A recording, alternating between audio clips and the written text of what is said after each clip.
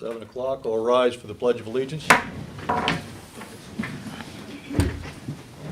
pledge allegiance to the flag of the United States of America and to the republic for which it stands, one nation, under God, indivisible, with liberty and justice for all. Please be seated.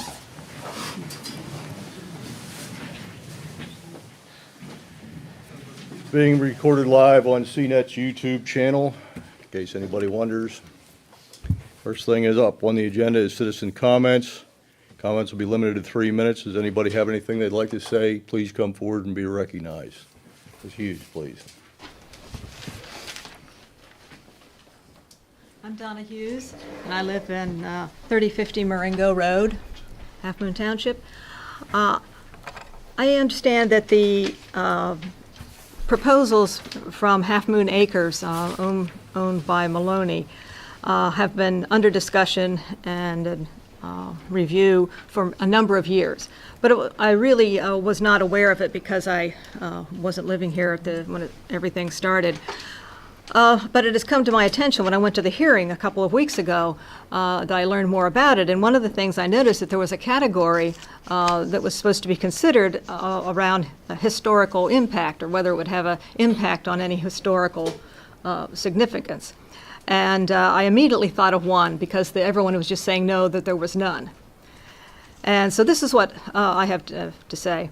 I want to enter into the record information on how Halfmoon Acres, owner Mark Maloney, proposed development will impact an important historic landmark in Halfmoon Township in Center County. Gray Cemetery is a historic cemetery located along Halfmoon Valley Road on the boundary of Halfmoon and Patton Townships.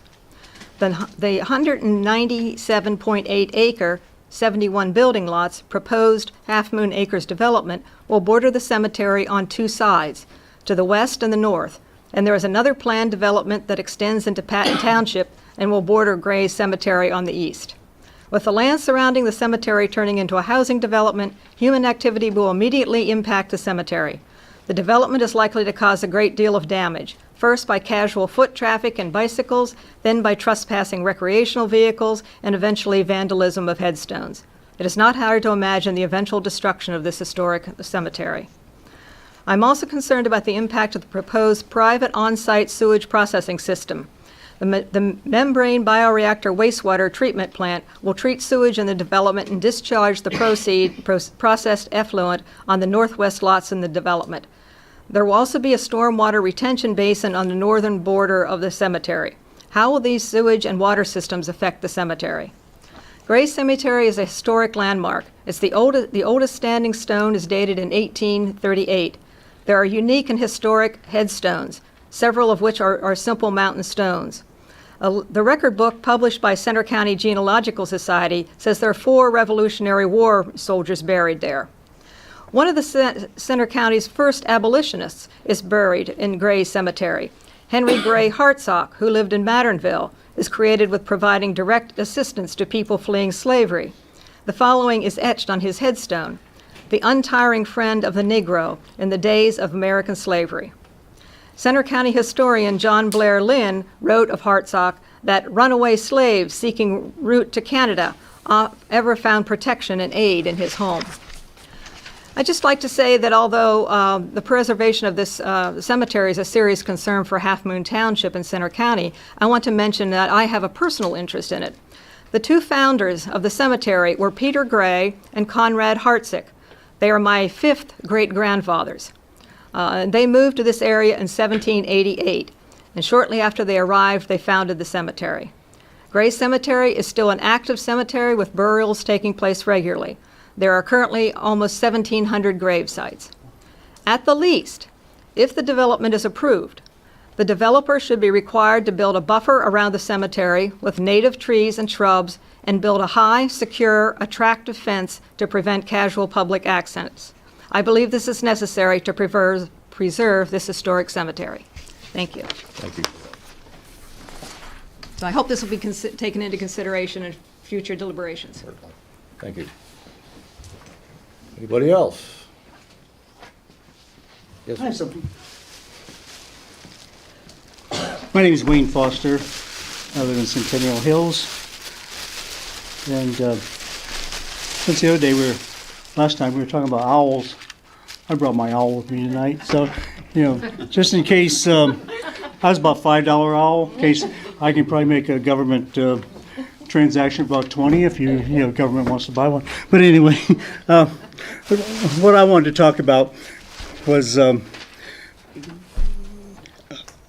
just community, citizen awareness and transparency, and how much I've taken for granted, CNET and having Zoom, having agendas on the website, being able to print out agendas, print out all the reports that we're going to talk about. And I've kind of taken that, just never really thought about it too much until just recently when we started going to some of the meetings on the other side of the mountain with the other townships. We've gone to Halfmoon Township, we've gone to the COG meetings, and, they don't have any of this stuff. I mean, it's back to pen and paper, There's possibly an announcement in the paper, I'm not even sure all the time. Announcement on the door, if you happen to be over there and look at the door. But basically, what we found, and we started going over there a couple months ago, going to the COG meeting, and there's been a fair number of Half Moon citizens that are aware and are going there, but there's no awareness at all in the other townships about any of the problems that are going on. Granted, there was a good turnout for the town hall meeting, and there were a number of citizens from the surrounding communities, and that was nice. But I think as a general rule, citizens are not involved because they don't know. There's no awareness over there. So I appreciate what we have. I hope it doesn't go away. But just something about, we've been going to these COG meetings, and I think that they're uncomfortable and not used to having citizens there and citizens engaging them, and they don't like it, and they don't like us, and but we hear both sides. I mean, Roseanne's been there, I know, a number of times, and she says, I hear different things than you're hearing. Well, if it was something that was recorded, everyone could make up their own opinions on what they heard and what they're seeing and what they're hearing. But it doesn't exist, and it's too bad, because there's a lot of people that don't really know what's going on. And what is going on is just so critical. I mean, we're talking about our lives, whether or not the ambulance, we have emergency services, whether or not there's an ambulance that's going to come if you have an emergency. Your home, if you have a fire, whether or not the fire company has an adequate fire truck and the right equipment, and then money. These are the most important things to all of us. And the money part of it, if we don't have adequate emergency services, our housing values go down, our insurance rates go up. People don't want to live where they don't have emergency services. But basically, we heard on Tuesday night that we've been asking for months about this special meeting that they're going to have to talk about the emergency services and the EMS. We've been asking, when's it going to be, when's it going to be? Well, we found out Tuesday night, it already happened. It was a secret meeting. Nobody knew. It was called a work session, I think, and they said they didn't need to let anybody know that it was happening. Organizational meeting, excuse me. And correct me, Ron, if I'm misspeaking, but what I heard the other night was that the next meetings after this are going to be also closed meetings, not open to citizens or the EMS to participate. It's going to be the 5 people that are going to make it, deliberate or whatever they do, And when they know what they're going to do, then they'll come back and they'll tell us. And I think it's important the citizens are engaged, the EMS is engaged, and that's all I have to say. Thank you. Thank you. Nice owl, by the way.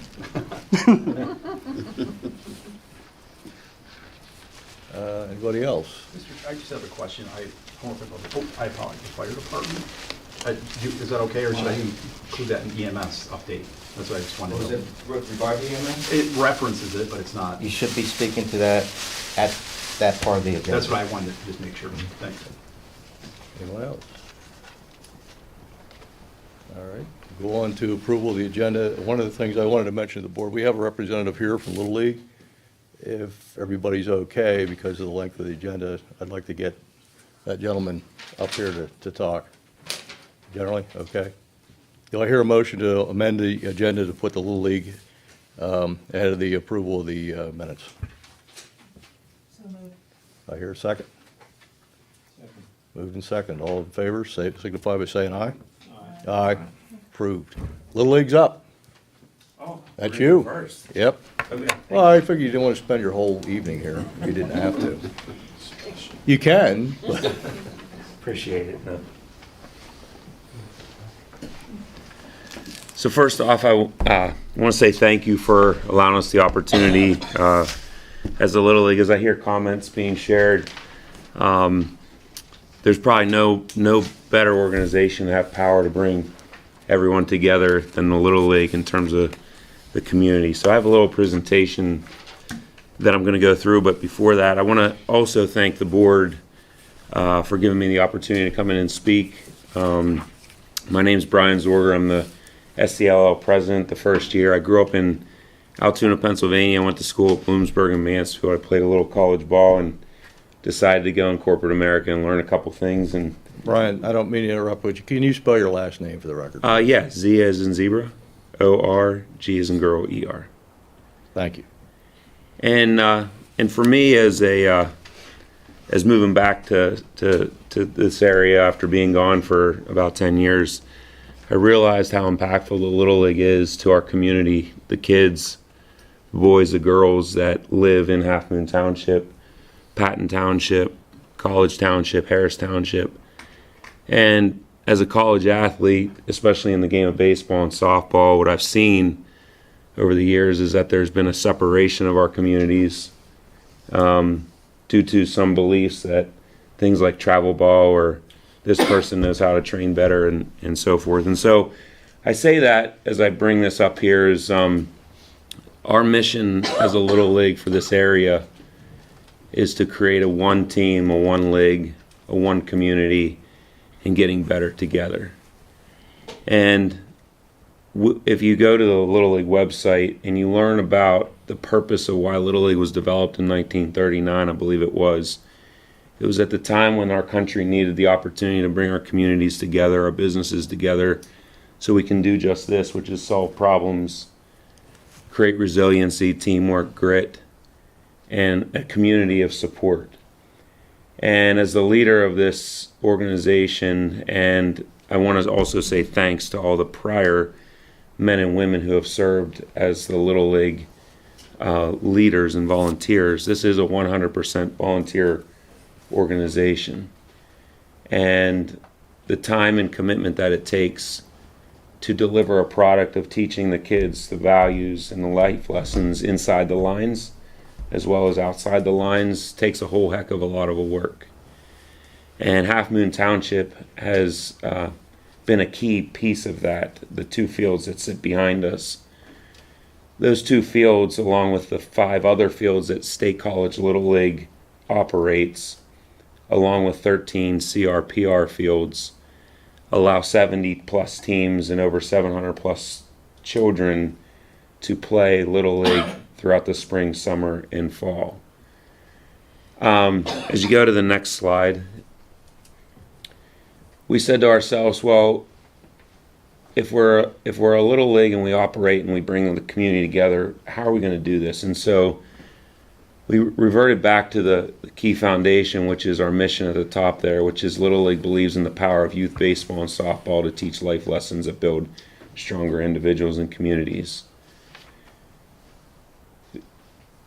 If you look at the vision, it's to create an organization that serves the diversity of our community and provides a growth environment for our community, and continually strives to improve the offerings and experience of our customers and become the #1 program in the country. If we don't set the bar high, we won't achieve it. But when we look at the pillars, the middle section there that supports this, we want to be operationally excellent. We want to have coaching excellence. We want to have huge community involvement. In fact, yesterday I met with Ed Finley over at Brothers Pizza and had a good sit-down dinner with him and spoke about how we want to involve his organization across the street. And that kind of falls in number 4 around building relationships. But to do all that, we had to look at ourselves in the mirror and say, okay, what gaps do we have? And we said we need to train better. We need to have standard operating procedures with our coaches, our culture, and our players. And really, it comes down to that connected community piece. And so I come here today to talk to the board about our vision. It's broad, it's big, but it involves this entire community. And in order to make this successful, we as volunteers have to focus on the kids. And when we have to operate and maintain our own fields, when we have to operate and maintain that experience with the fields, i.e. the safety, the dirt, the warning tracks, the scoreboards, that takes away our time as a league to serve those children. But SCLL isn't walking away from that. So if you go to the next couple of slides, we said to ourselves, what values do we want to focus on as an organization? And part of it is learning every day, leading with integrity, and creating leadership opportunities for our kids, as well as our that's okay, and our coaches. I know, it's just going. I think I got some automatic flippers there. And so when you look at the operations piece, we have sustained our organization, which is one of the only little leagues in the state of Pennsylvania that actually does this anymore. Most of the time, the government agencies like CRPR or the townships actually manage and maintain the fields, and then the teams and kids usually just show up and play. But that's okay, we're not there yet. But so I wanted to be transparent. I heard transparency at the beginning of this. And I think one of our missions as a board, our communications director and our vice presidents of softball and baseball, we all said we wanted to communicate more about what it truly takes to run this organization, right? And so we did a financial breakdown. And so our revenues traditionally built from registration, sponsorships, concessions, and fundraising, total around $221,000 of revenue. We are a 501c3 nonprofit organization, so we don't have any other funds typically coming other than from these couple buckets. But if you slide to the next slide, please, you'll see our expenses. So we roughly spend about $186,000 a year to serve those 700 plus players. And when we did a revenue and projection analysis here on this waterfall, and we took the same thing, registration, sponsorships, concessions, and fundraising, we will be roughly revenuing around $213,000. If you look at our expense projections, which is the next slide, thank you, we're about $226,000. So we're looking at roughly anywhere from a $12,000 to $15,000 gap. And that is also due to the fact that we struggle, I just want full transparency, we struggle with volunteerism and growing the game with umpires. In order to serve the children the right experience, you have to have 2 umpires at each game for our majors and minors divisions. We've been spending half that $30,000 that's under umpires because we just can't get umpires at our games, for example. And so these are all some of the struggles. I'll just share with you a little bit of the challenges. But if you were to run a perfect organization here, that's kind of where we land. So I come here today, again, to share with you that our intent is to make a mutually beneficial arrangement. And I know I sent an agreement out, Ron, that had some things in it that kind of swayed, I would say, in our favor, that was built off of our past agreements. And for the community to understand what that looks like, I did a little bit of research. So this Halfmoon Township facilities used to be its own little league until the district rebuilt. And so State College Little League absorbed these fields and what investments the township and Mr. Hawbaker had put in the board at that time to these fields, right? When I looked at the agreement, which wasn't signed, by the way, it was the only one that we had in possession. It kind of showed that State College Little League was going to continue to invest in these fields, to continue to keep those fields at a specific level. And those investments have been going on. In fact, my son and I, because the bases, for example, were older bases, two of our children last year twisted their knees running to first base. So new bases cost $800 to put in per field. So my son and I came out here and put the brand new bases in at these fields. The upper field, and again, this is totally because I think we just haven't had the chance to communicate and build a strict scope of work. We had to strip the top field last summer at midnight, because that's when we had time to get out here, to get the grass that was growing in the infield off the infield, because it creates a poor service for the kids to play on the upper field. So we did that, but that field's going to grow back. So to give you some numbers, to put lights in a field costs $175,000 just for the actual materials. It's about $250,000 to put lights on a field, which we believe if you put lights on the field up top, that'll allow for more games. And our intent is to bring more games out to Half Moon, both with softball and baseball, because these fields are what they call skimmed. We also would like to have tournaments out here where we can bring in outsiders from other communities that will generate revenue through concessions. And we thought there would be ways to bring the community, the Half Moon community here, to build like bake sales and different ways to build revenue for Half Moon Township. We also thought that by doing this, we could partner with Ed and Bestway or Brothers Pizza, Bestway's down and out too, and figure out ways to create foot traffic to his business, as well as serving pizzas out of the concession stand. Cameron Popchak, who lives right across the street, is going to own the concession stand operations this year for the first time in a long time, and we're going to provide our schedule so that the entire Half Moon community could come out and be a part of our Little League experience. I share all this again to give you a perspective of our mutually beneficial goals to serve our youth at the end of the day.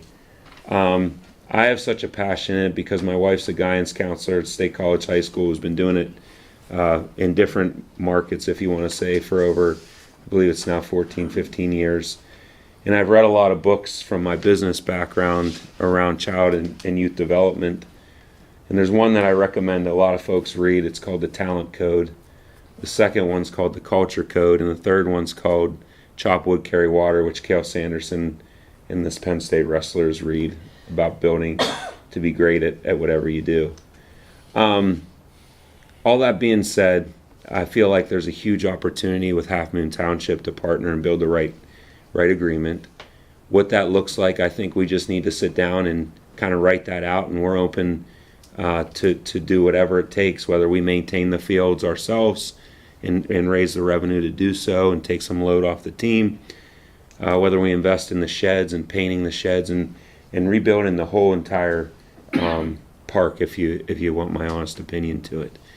I think Little League has a unique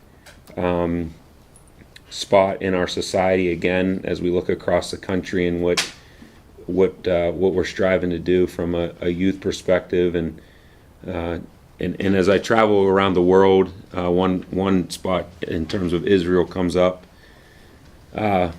where there's a focus on the youth and going into the military, and I met with a lot of the leaders of the IDF and other folks, and those experiences have brought beliefs in my career and travels that say, you know, this Little League has such a powerful impact on our community, not just for the kids, but to connect the adults as well.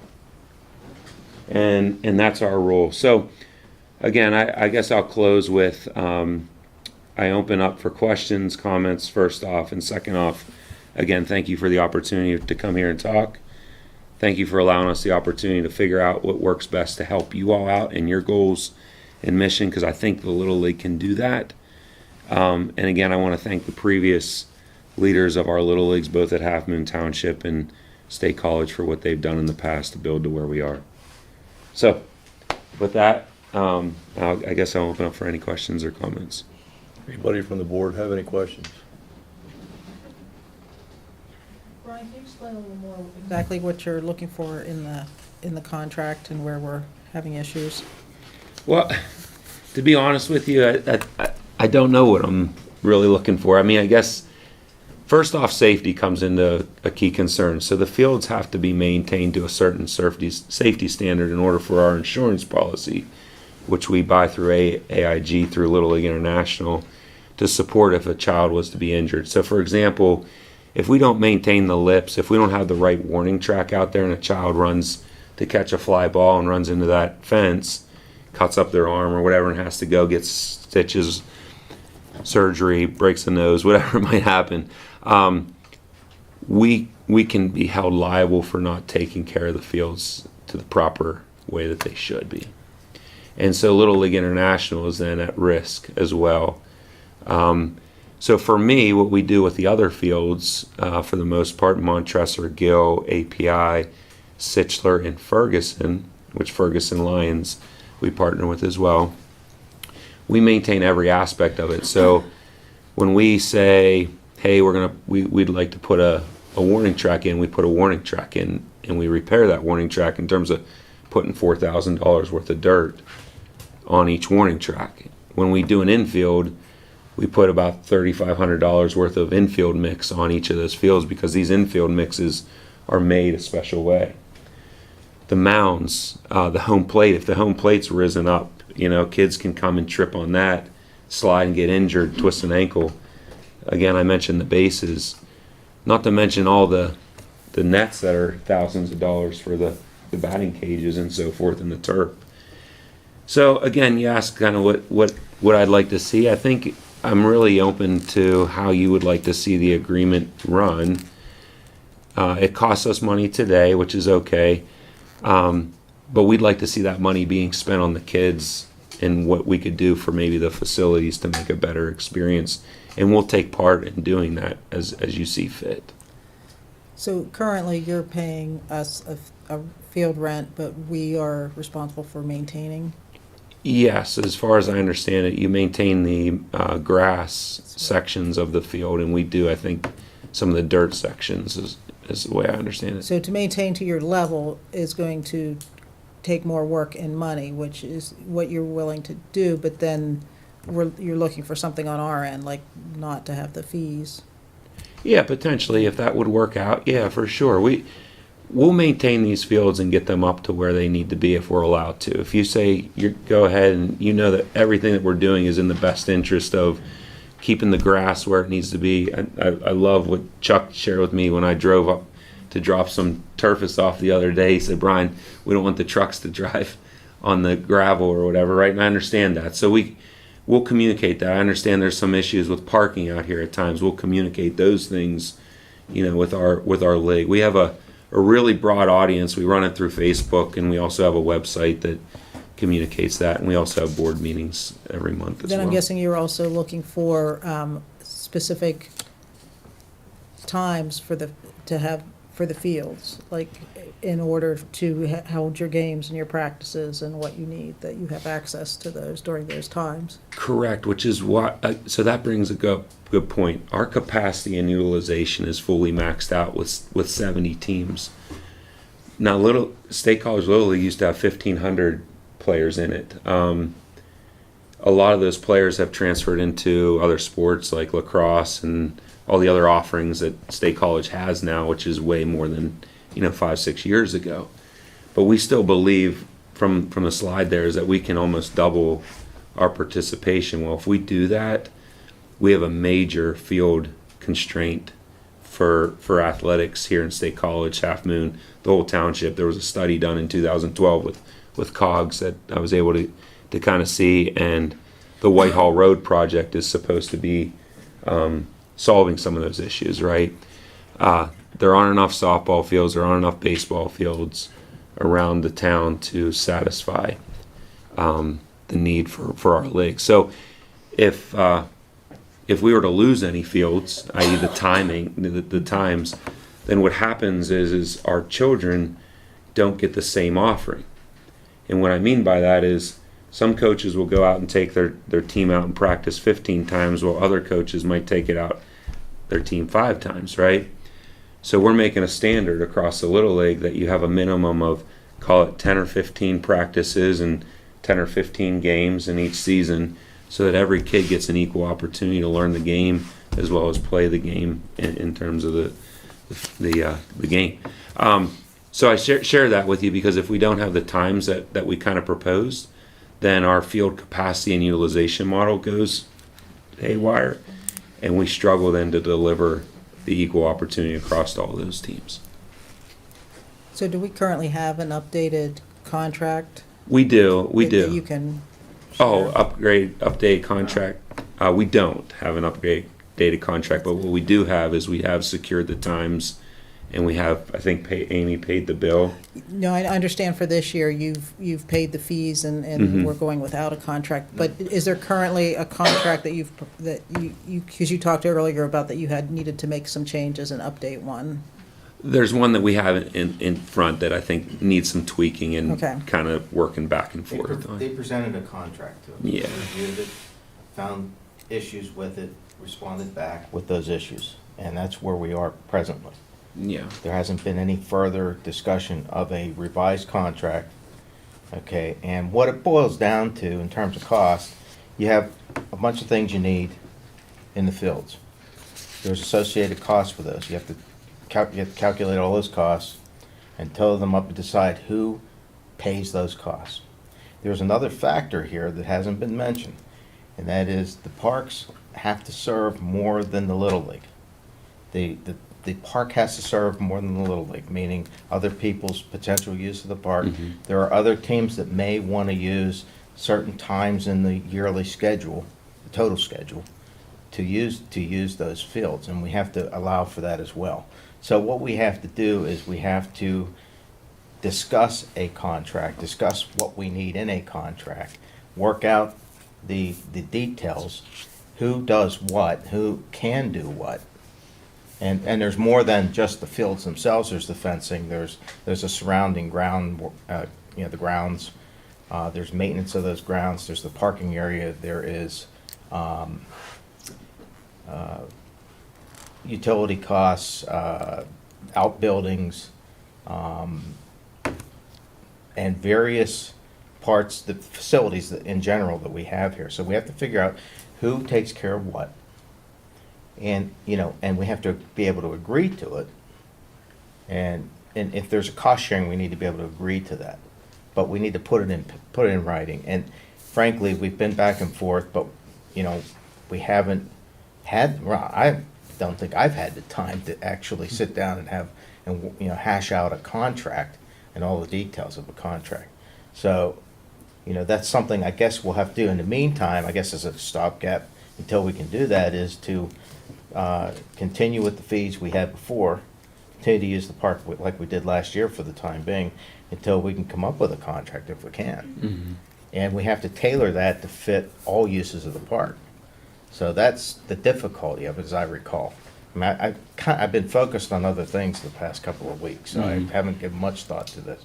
But I have looked at that contract in detail and have commented on it, and I think I've replied back to you and to our staff as well. We've discussed it in the office as well. So, Okay. but we need to put something together, I guess, that works for both the township as well as the Little League. Yeah. And hopefully we can leave room in the schedule, in the calendar, as well as be able to define who uses what, when, And how much does it cost and who pays for what? I mean, that's really what it boils down to. Yeah, and being new to this, right? I'm only 3 years into the board and 8 years into the state college area after, like I said, growing up in Altoona and being away for some time. But I have heard, and correct me if I'm wrong here, but that the Little League, the Halfmoon Township Little League, who built these fields, from what I understand. I don't believe Township that's built the correct. fields. What's that? The The township built the The field. township The did. upper field was the Teener League field Okay. when it was built. I've heard different stories, I guess. I don't know but my question where I was going to go is, did those fields go with the merge of the two leagues, I guess, at the end of the day, so that there's a priority for the youth versus, and where I'm going with this is versus a travel ball organization or versus another organization. And I'm not saying that we shouldn't serve them as well, but it's just a question. Well, I don't quite understand what travel ball means, but as far as I understand, these fields were Little League, Teener League, I guess was the upper field, Okay. and that's what they were built for. And the general public. And the general public, and I don't think that use has actually changed, nor do I think it would change. Good. I think Half Moon Christian Fellowship has a softball team that they would like to, or a league or whatever they'd like to use, have part of the use of the field this year. So, but Yeah. we got to work things in. We got to Mhm. work out schedules, work out costing, who pays for what, and try to come to an agreement. I guess that's where we are. I'd like to know, how many kids are currently signed up for Little League from Half Moon Township, so we have some idea of, is it growing, is it staying the same? Where are we at with that? I don't know the exact number, but a lot of those kids go to Grayswood Elementary, and there's a lot of kids in Grayswood Elementary. Well, I know that, yeah, that's so- Half Moon, Patton, and, yeah. yeah. No, I mean, I know the Gagliardi's right down the street, the Pop Check's right across the street, Josh Newman. I mean, there's a plethora of families that are in the league from Halfmoon Township. Yeah, Dave Jordan, who's right down. I mean, there's quite a few. So Is Center Region Parks and Rec, have they discussed or started to address your concerns about having sufficient fields? yes. So here's where that's going. So Center Parks and Recs charges us right around $300 per field per year. And in that, they maintain the grass, whereas in our fields, we actually cut our own grass, right? So CJ Sichler cuts all of our fields and mows all of our lawns. The way I understand it, in order to get fields to the level that we need them to, each township has to approve the funding to make investments like bullpens and dugouts, things to keep the girls, for example, in softball out of the sun, and the boys, right, in the dugouts. Those all have to be approved by the townships in which those fields reside in CRPR. However, Jeff Hall confirmed with me that he can do some of the dirt modifications to get the infields built back up, because that dirt blows off and you got lips and everything. So he's committed to us to invest in the fields. Spring Creek's investing in the Spring Creek project. I'm sure y'all are aware that there's a big investment going in Spring Creek. And then you got the Whitehall Road project. And then Jeff also gives us access for the first month, the Oak Hall facilities in Hess Fields. Just because then adult softball takes over those. Let me throw something out there. Sounds Yeah. like you guys you have things that you like to do or you think you ought to be doing to keep the fields in the condition that you want them to be in. Yeah. Could you give the Board of Supervisors, it doesn't have to be tonight, obviously, a list of things that you feel that your expertise and knowledge of the game and how things have to be done to Little League standard that you would like to take care of or you think you could take care of? And then give us a list of things you don't think you can take care of. Okay. And we'll see if we can come somewhere in the middle and come up with a solution, because obviously, if you got the machine to grade the infield and do certain things that we don't have, then that's great, because we only have 2 ball fields for baseball, so. Right. And you might have 24 fields you're dealing with, so we're not gonna buy a special machine or whatever. So I think that would go a long ways in helping us to decide what, the value that you're putting forward to the township, and then we can take a look at what value we can put back towards the game Mm-hmm. and help everybody out. I'd love to see these fields busy all the time, and the families come out here. I know we, over COVID and all that stuff, kind of changed that environment for the last 2 or 3 years, and we're getting back to that. And I think that's where this is a good time too. I know Walker Supply, they give us the skid steers that allow us to carry the dirt, move the dirt, and then Sean Greenland has one of these massive levelers, and Sean for our field that laser levels the fields and gets them to the right level. And so we got the resources. and We're we can, more oriented towards roads, so. You're right. If you got something that's oriented towards baseball fields, that's something that you can throw in as a Yeah. contributing factor. So that's what I would like to see. I think that would be helpful to this board to sit here and say, you know, we can meet with you at some other time Yeah. and say, you know, we're willing to do this. You know, what do you think about that with the give and take situation? Well, again, I want to say thanks because though we don't want to be a grounds and maintenance and operations team, we want to be coaches and mentors and right to these children.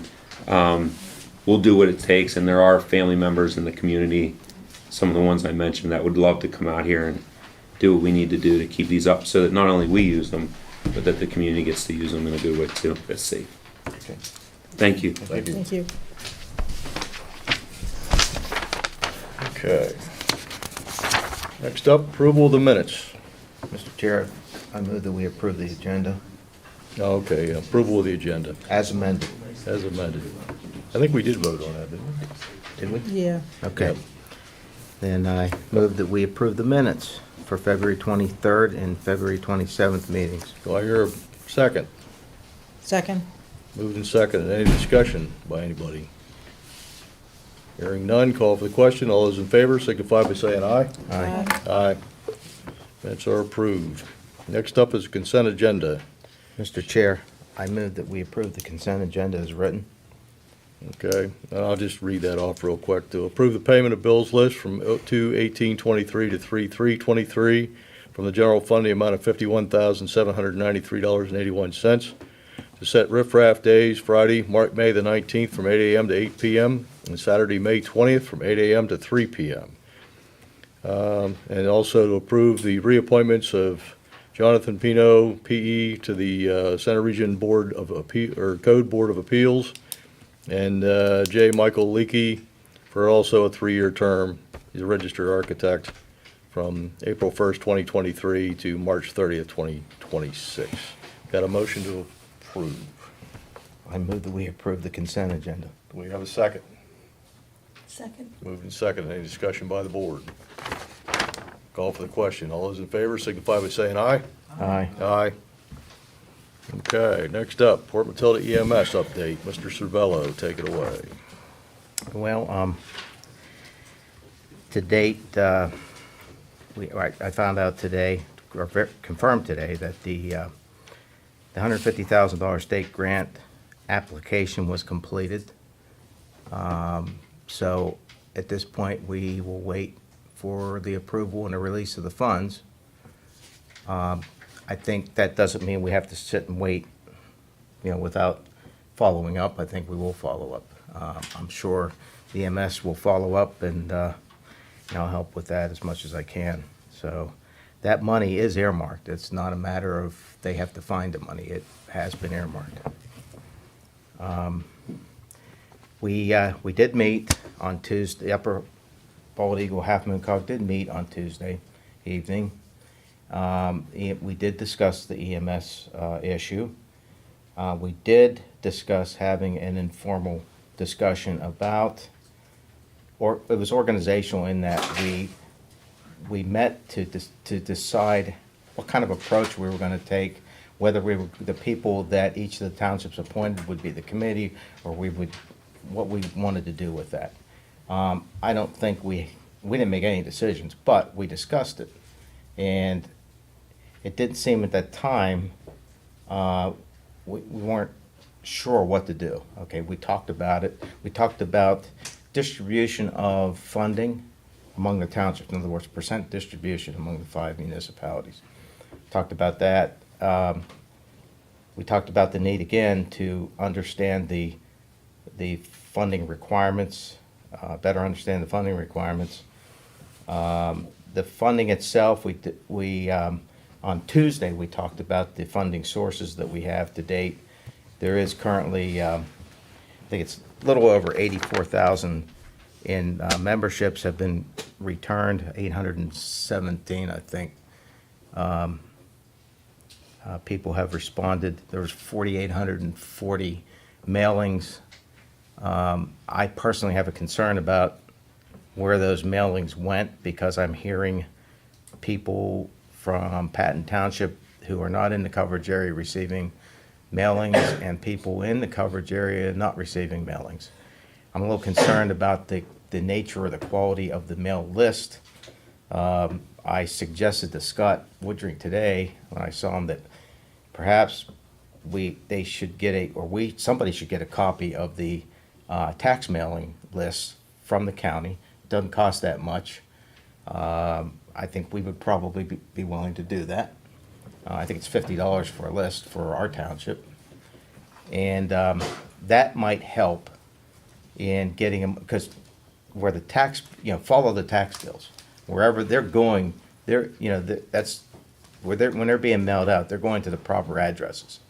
So, and some of the townships have decided their tax collectors have allowed for the EMS mailings to be included with the tax bills. We've checked with the county, and they do not want us including the EMS mailings with the tax bills. So, what's legal? What isn't? We have to go by what the county, the tax assessment office decides whether we can put something other than the tax bill in that envelope. That doesn't mean that they can't be mailed out. I think we are preparing to mail out I think the mailing or the flyer that Roseanne produced, I think we're still planning to mail that out, unless I'm mistaken. Isn't that still the plan? Yep. So there's a drive on to get the responses necessary. And to date, it's over 84,000. I'm sure there's still some coming in. We have the state grant. And municipal contributions in terms, I looked at the numbers. I don't have exact numbers from the other townships, but when I total up what I have, we're at about $59,000 in contributions this year that they will receive this year. So when you total up, if you project out a reimbursement rate of something like $20,000, because it's going to be a low amount, because they're not responding to calls. But eventually, they're also gearing up. They've got more volunteer EMTs. There are 6 people in training, and but that training's going to take time, and those people won't come online probably until maybe August or September. The total amount of money they have to date, I would estimate to be about $120,000. The issue is they can't spend more than that because they don't have the staffing to spend it on. So it's going to take time for them to gear up. In the meantime, the money is accumulating. It is building. That also gives us time to establish a long-term plan and funding model for the EMS. That funding model, though, needs to include all sources of income. I don't believe it can become a funding model based on 100% taxation. It's got to be something, it's got to be a combination. So that's the plan for now. And hopefully, we will be able to put together a funding model in a couple of months. If we get to the point where we actually prepare to decide on something, that does require a public meeting. We're spending tax money, and it does require a public meeting. When we're trying to organize and find out what approach we're going to take to this whole thing, that's something we discussed in a work session. I don't know that there's going to be another meeting, non-public meeting. I don't know whether there's a need or a purpose for one. So, but again, I'm one member of that Upper Bald Eagle Halfmoon COG, and we'll see how it goes. We have another meeting at the first Tuesday of next month. We'll be discussing this whole thing again, I'm sure. and see what the status is. I At the also, public meeting. that's our regular Upper Bald Eagle Halfmoon cog. Now, I also understand that the Port Matilda EMS has decided to reorganize and to establish a new board of directors. I don't know where that stands currently, but I guess we'll wait and see what happens with that. I attended, and I know that Patty and Roseanne also attended the EMS legislative breakfast this morning. It was a 3-hour session. There were representatives from federal, state, county, and local government. There were representatives of EMS services, of regional coordination, Seven Mountains EMS, and I believe there was some, well, there's some other people there, but one of the things, of course, we discussed the funding issues that seem to, pervade the whole subject across the state, across the country.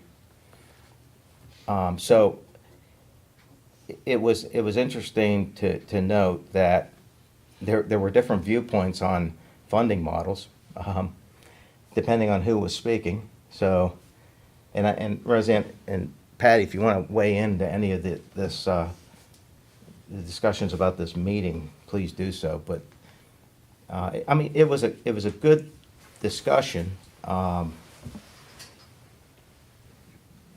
it does take a group effort, and it does take multiple funding sources to address the issue. The big issues, I think, are the reimbursement and the sources of reimbursement. You have Medicare, Medicaid sources of funding or reimbursement that are really way behind in terms of the amount of reimbursement. Like they don't update their reimbursement rates for sometimes 15 to 20 years at a time.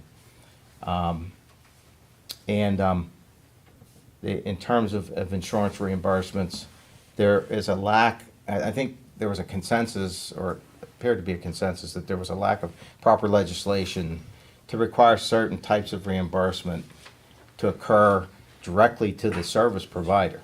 So there's this disconnect between the patient or the customer on the one end and the service provider at the other. There's all kinds of things going on in between. So I think there's a desire to have a better relationship between the people who require the service and those that provide it, and a proper funding for the service provided. Let's see if I have anything else. They also stress too that, and Ron's right about the reimbursements and the way they do it, and Medicare has been denying a higher percentage than they have in the past. And they also require that it has to be past 20 miles before they'll reimburse anything for mileage and things. The other thing they mentioned quite a few times was that where things are being successful is where municipalities or regions band together and figure out how to fund them effectively, how to come up with a funding model and do it. And there have been several areas that have been doing that successfully. They named one in particular. Was that Pike County? I'll have to go back and look at my notes, but they were talking about that. So that they said that the municipalities do need to look at this and step up. So. Anything else from board members? Also, at the meeting on Tuesday, I presented a funding distribution model for the other members of the Upper Bald Eagle Halfmoon cog to consider, that Brett had put together. So it's a weighted distribution. It's different than what the people of the other, the boards of the other municipalities had presented in previous discussions. So, hopefully we can compromise on a distribution part. We're going to have to compromise on the distribution part. So That's all I have. All right, Mr. Merritt, did you have something you wanted to say? Thanks. Get back here. Hey, thanks for the roads. Great job. We'll be busy tomorrow. Yeah. So, Andy Merritt, I live in Centennial Hills. Last May or June, Chief Witherick came to this board and asked you guys for a dedicated 2 mil levy for the fire department. And instead of increasing our 1.7 levy to 2, what he received instead was a repeal of our 1.7. I'm sorry, No Andy, levy. excuse me, let me interrupt for a minute. Were That's- you going to discuss EMS? It's related. That's why I said, that's why I wanted to, I didn't know when to go. Because it all fits. It's all emergency services for our township. Well, there's EMS and there's fire. I understand that. Okay, so. That's why I asked if, I Well- said it was related. That's why I didn't know when to go. Andy, please, just, All right, thanks. So this board publicly states that it supports emergency services, yet its actions belie its words. Tonight, Mr. Crow is here, and normally there's other firefighters and EMS personnel here. And I think it's important that they come, but I really don't know why they keep showing up. Because the message I think they receive from this board or from our township is, we're not going to support you to the level that you're asking us, that they're asking from us. And instead, what they hear is sell raffle tickets, set up a bingo game, sell sandwiches, whatever it takes. I heard Mr. Svello say, you know, that we've got to have multiple funding sources and that taxes can't be the only way. And I'm wondering why, and I know I'm not expecting an answer to this, but why can't the board create a guaranteed levy that the chief of the fire department has asked for, that Mr. Bonsall, I'm sure, would love to know for budgeting, just like this board knows exactly, or within a couple $1,000s, how much you'll be expecting each year. Those agencies need that as well. Volunteers should not have to do a fundraiser to save our lives. They should not have to pay to protect us. Their time and their heroic actions are their donations. And to ask them to do a fundraiser just boggles my mind. We need to do our part and fully fund them, not just Half Moon, but all the townships. We're all in this together. Because these are volunteers. And to ask them to do anything beyond what we're asking them to do, going into a house or arriving at my accident, is I think, too much. I'm asking you guys just to do the right thing and fully fund the fire department at the 2 mil levy.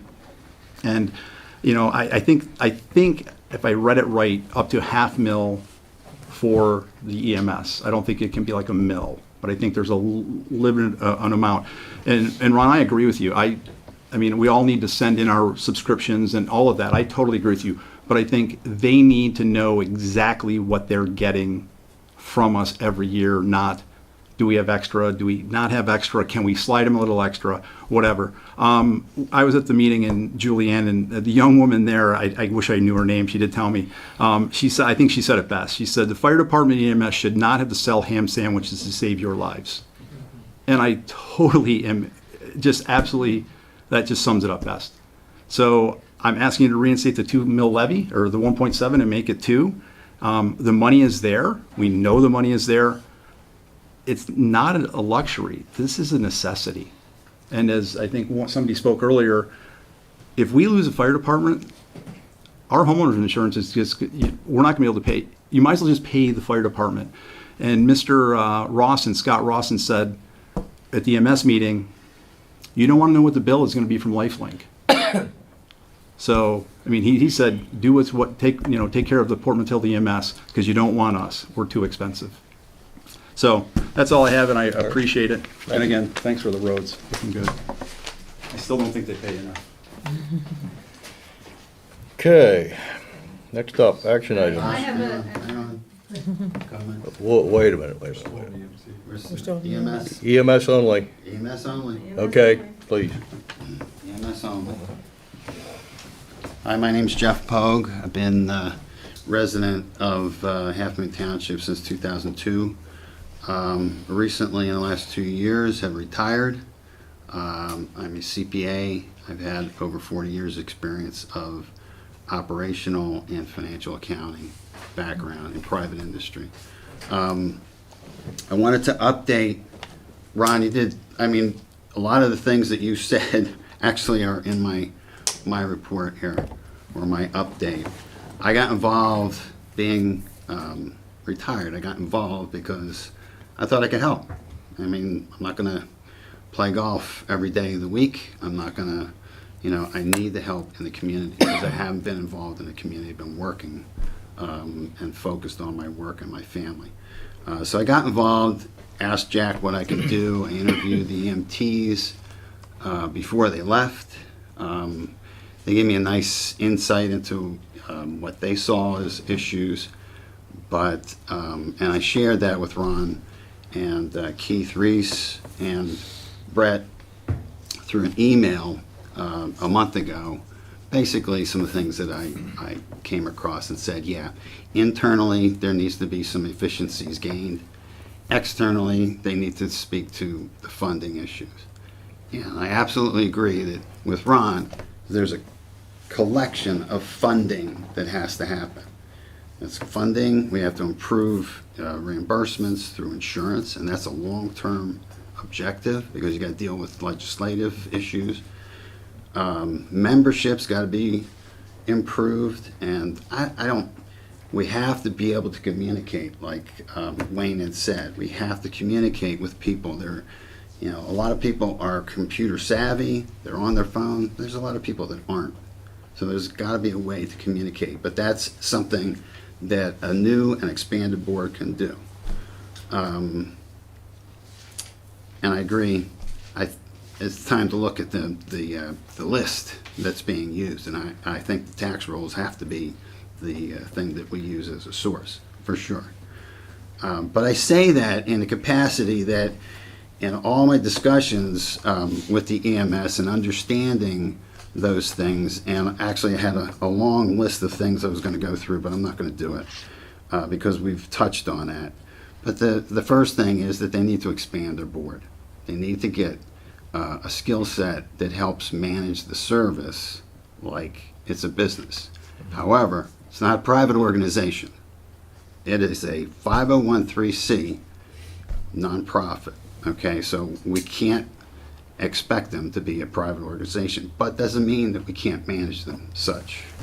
So you've got a three-legged stool of funding that needs to be done. So I appreciate your involvement as far as looking for a funding opportunity from the municipalities, because that needs to change. And it's amazing to me to look at the history and of the municipal participation, because what happens is the membership helps cover, they get a benefit out of it, but it helps cover the operations, the insurance, because of the payer mix of Medicare and the contractual adjustments against the gross billing. You get hardly anything, and it takes a long time to get money through insurance. You don't get it in 30 days. So there's a lot of things that can be improved. So I am looking forward to working with this board, with UBE COG as well, because I've been asked to be treasurer of the EMS, and there are other individuals. As medical director, we're increasing transport services, and that's a low-hanging fruit. EMTs are coming on board, and I will have, with Jack's input, I will have a 2023 projection, a new projection, because the budget that you got was prepared in November, well before anything was happening. So that needs to be updated, and a 2024 update full year budget will be presented as well and prepared.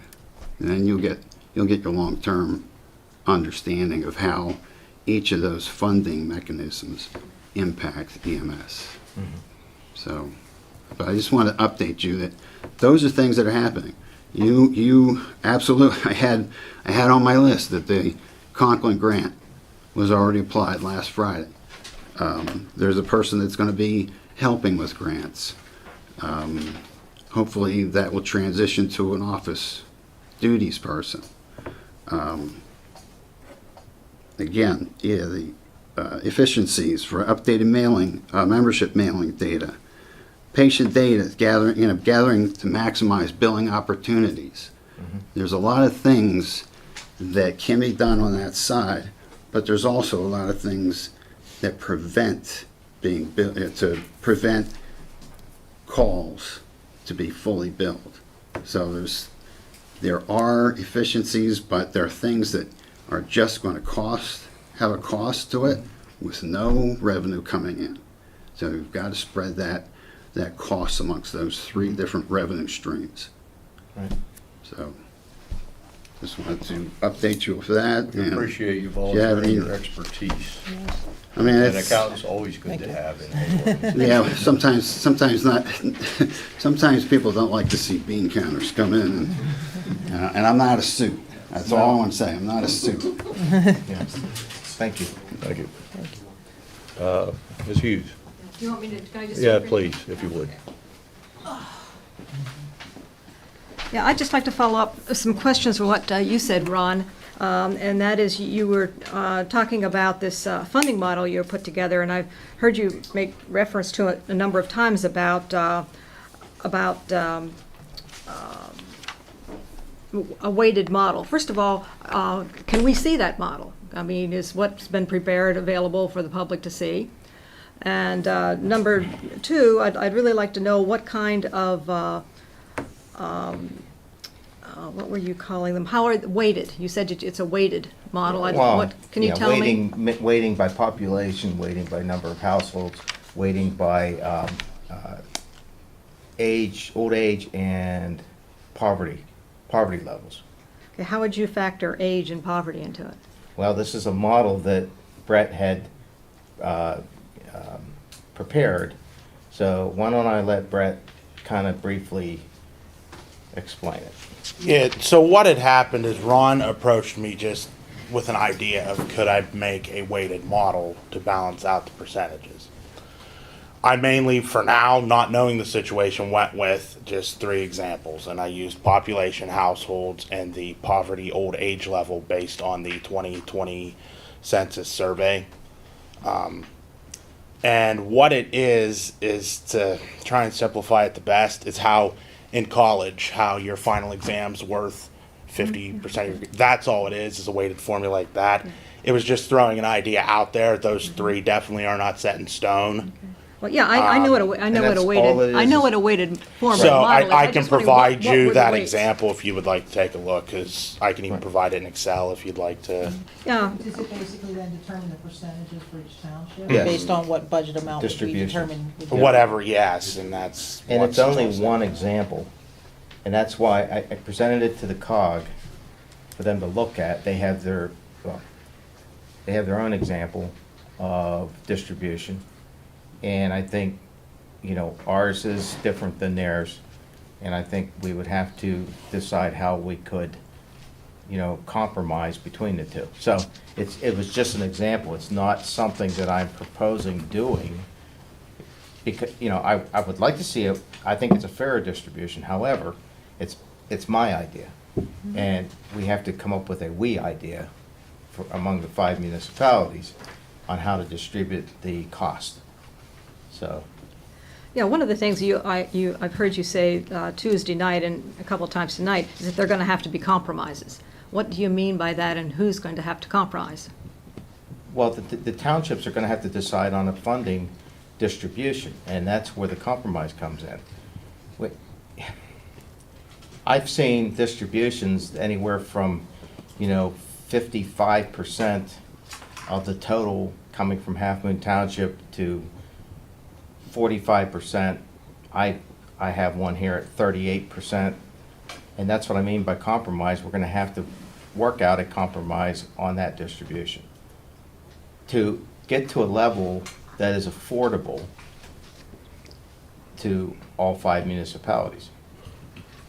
So I would rather allow them to come closer to us in our my distribution than go the other way. So just see how it works out, but I just threw out an example for them to review What do you- and see how they respond to it. And they haven't reacted to it because they just got it on Tuesday. So what do you mean by come closer to us?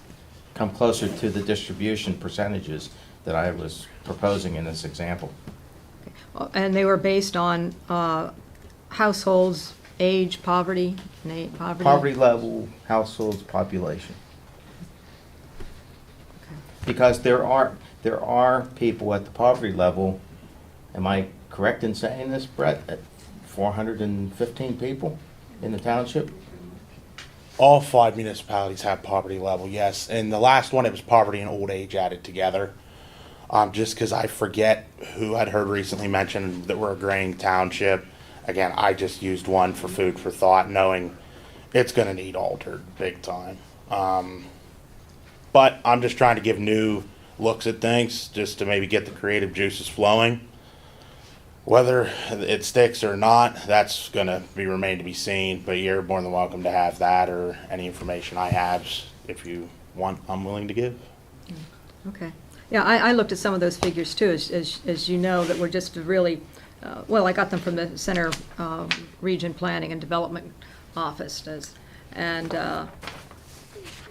certainly if you were looking at age and poverty, you're looking at much higher levels of those on the other side of the mountain than you are here, I believe.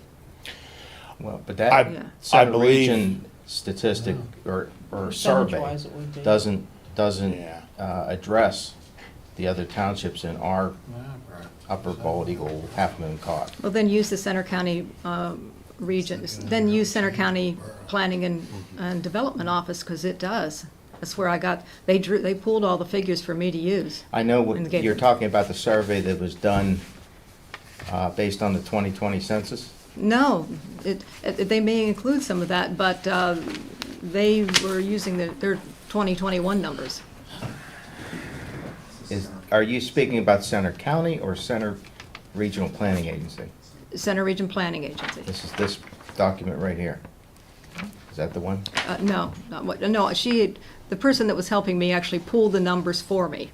I mean, she didn't just give me a sheet. This, at the county Yes, or at the at COG? yes. You have a county planning, is there is a county planning agency? Yes. And there is a Center Region Planning Agency. So, did you speak with someone at the county? Because I would like to know, I'd Yes, like to see. yes, I did. All right, so I'll check with the Center County Planning Agency. Well, I guess what we're really getting around here, tiptoeing around here, and that is that I get the impression that you're trying to lower what Half Moon pays compared to the municipalities, when we have by far much higher median income, by far much higher median property values, by far greater population, so greater income. And it just concerns me when I hear that somehow you think that maybe we have higher poverty levels and age problems than Before, Port I know where you're going with that, and before you get too deep into it. Okay. Because we have a number of municipalities, they all have to agree. Yeah, And personally, I don't care what we come up with as long as everybody can agree on it. okay, So that's the important thing. I'm not gonna sit here and say, well, Half Moon's paying 3% extra. That doesn't even enter into it in my mind. okay, well, All I'm like I said, looking it for is concerns something that me. we can say, 5 municipalities are gonna sit down, here's the funding formula we're gonna use, and here's how it's gonna work. So once that's figured out, whatever that is, then we can implement it. Okay, I agree that there has to be a formula and everyone has to agree to it. I guess I've just been listening to hearing some things being said here for months now of criticizing how much Half Moon pays. Well, I look at the borough over there, and I was shocked to find out their population was as low as it currently is. And I was not as shocked to find out what the income levels were, but obviously we have to be fair to them as well as the richest and the poorest have to be able to work out the details. You We speaking all, of Port Matilda Borough? at Port Matilda Borough, we all have to agree. So we don't want something that's one-sided, we don't want something that, one municipality pays everything and some other municipality pays nothing. I agree. But Taylor is not, Port Matilda Borough is not Houston, and is not Worth. And so we're all gonna have to, I agree. come I together, guess and I maybe- think it'll well, Maybe I happen. can, may have conclude this on sort of a positive note, and that is, I really would like to see Half Moon take a leadership role in solving this problem. rather than feeling like we were out to get the other people, other municipalities. Well, I will tell I'd like you to- that Ron and this board is working diligently Okay.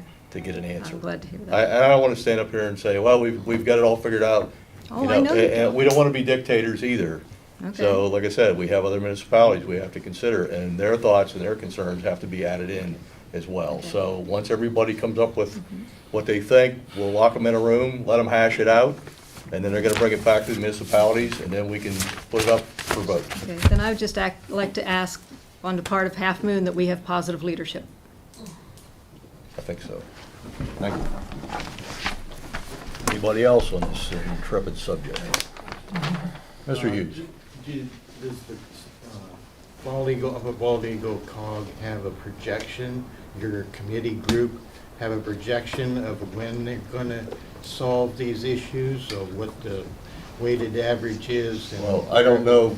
How long it'll take to come to it? We don't know what the other positions are because they just got the weighted formulas to consider. Okay, well, So, I thought maybe at the first planning meeting, you would come up with some goal as to when you're going to try to have something to present to the municipalities. as soon as they can get something together, we're gonna get it out there. All right, thank you.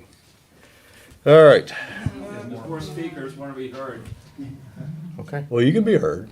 Okay, Come on I'd up. be happy to. My name is John Devlin. I live over on Chanelli Road. Like this gentleman, I'm a retired professional, I'm an attorney. I met with Jack Bonsall. I was shocked when I heard that, from Jack, that the emergency services for our community were deficient. And for people like me over age 65, we don't have the luxury of waiting for the board or for other townships to determine when funding will be made available for these emergency services. In preparation for today, I went to find out what was the statutory mandate of the township to ensure that the emergency services of this community were being properly provided for. And as you are probably aware, because you're spending so much time in his meetings, 53 Purdon Statute, Section 66553 requires that the township shall be responsible for ensuring that fire and emergency medical services are provided within the township. I'm hearing an awful lot of talk, especially from you and from you, about all this funding and the models. But the fact of the matter is, I can't wait, and nobody in this room can wait. And for the people who are not in this room, they can't wait to have a cardiac event or a stroke or an emergency until such time as the funding models have been created. That's laugh out loud. You have to make an immediate decision and implementation, either with a contract with an ambulance company to provide emergency services to discharge your statutory responsibility to make sure that people here have emergency services. And during that umbrella, then you can work out your models, you can work out your treaties with the other townships, you can work out your agreements with any state or municipal government. But the immediate needs of the township are your responsibility. It's a non-delegable responsibility. It's a fiduciary responsibility. And you must provide for emergency services. And I spoke to Jack. My wife is a certified nurse. She's with me today.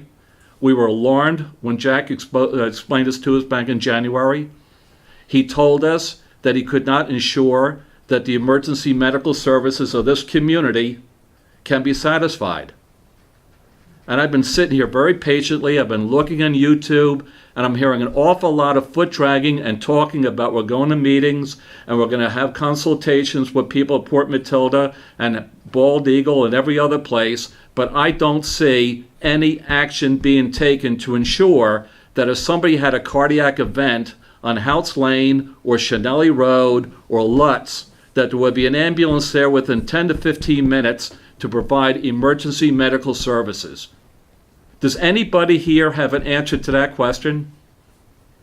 Can anybody tell me that consistent with your responsibility as the township, that you can ensure that emergency medical services will be provided to somebody having a cardiac event or a stroke in this neighborhood? Because Jack Bonsall couldn't tell me that.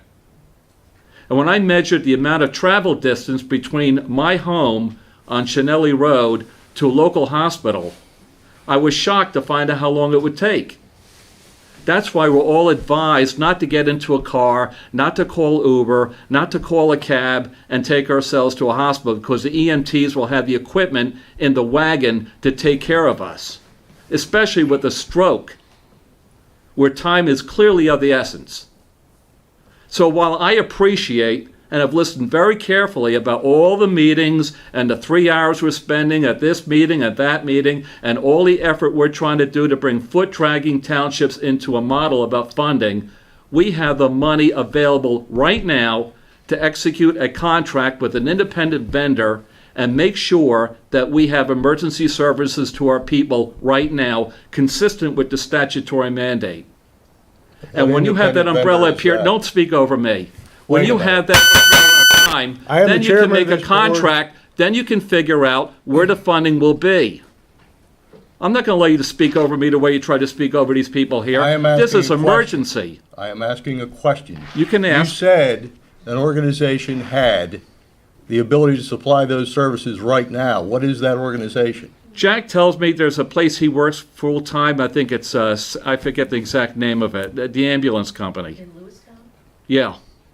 That maybe they could come in here and subcontract these facilities that we have in order to provide professional, trained people to engage and provide emergency medical services. It's laugh out loud when you think you can get for $11 an hour or $15 an hour or even $20 an hour a human being to get up at 4 o'clock in the morning and get to somebody's house to get stroke medicine to them who's qualified to know what they're doing. That's laugh out loud, and we all know that. We need to engage in a task force or whoever is responsible on this board about public safety to find out what can be done within the next 20, 30, 40 days to ensure that emergency medical services are being provided to the township residents. You cannot delegate your responsibility to people at Bald Eagle or to Port Matilda and say, well, you know, until you guys get your act together and then we move together about what we think, like Mrs. Hughes was talking about, that doesn't satisfy the emergency medical services that have to be provided today.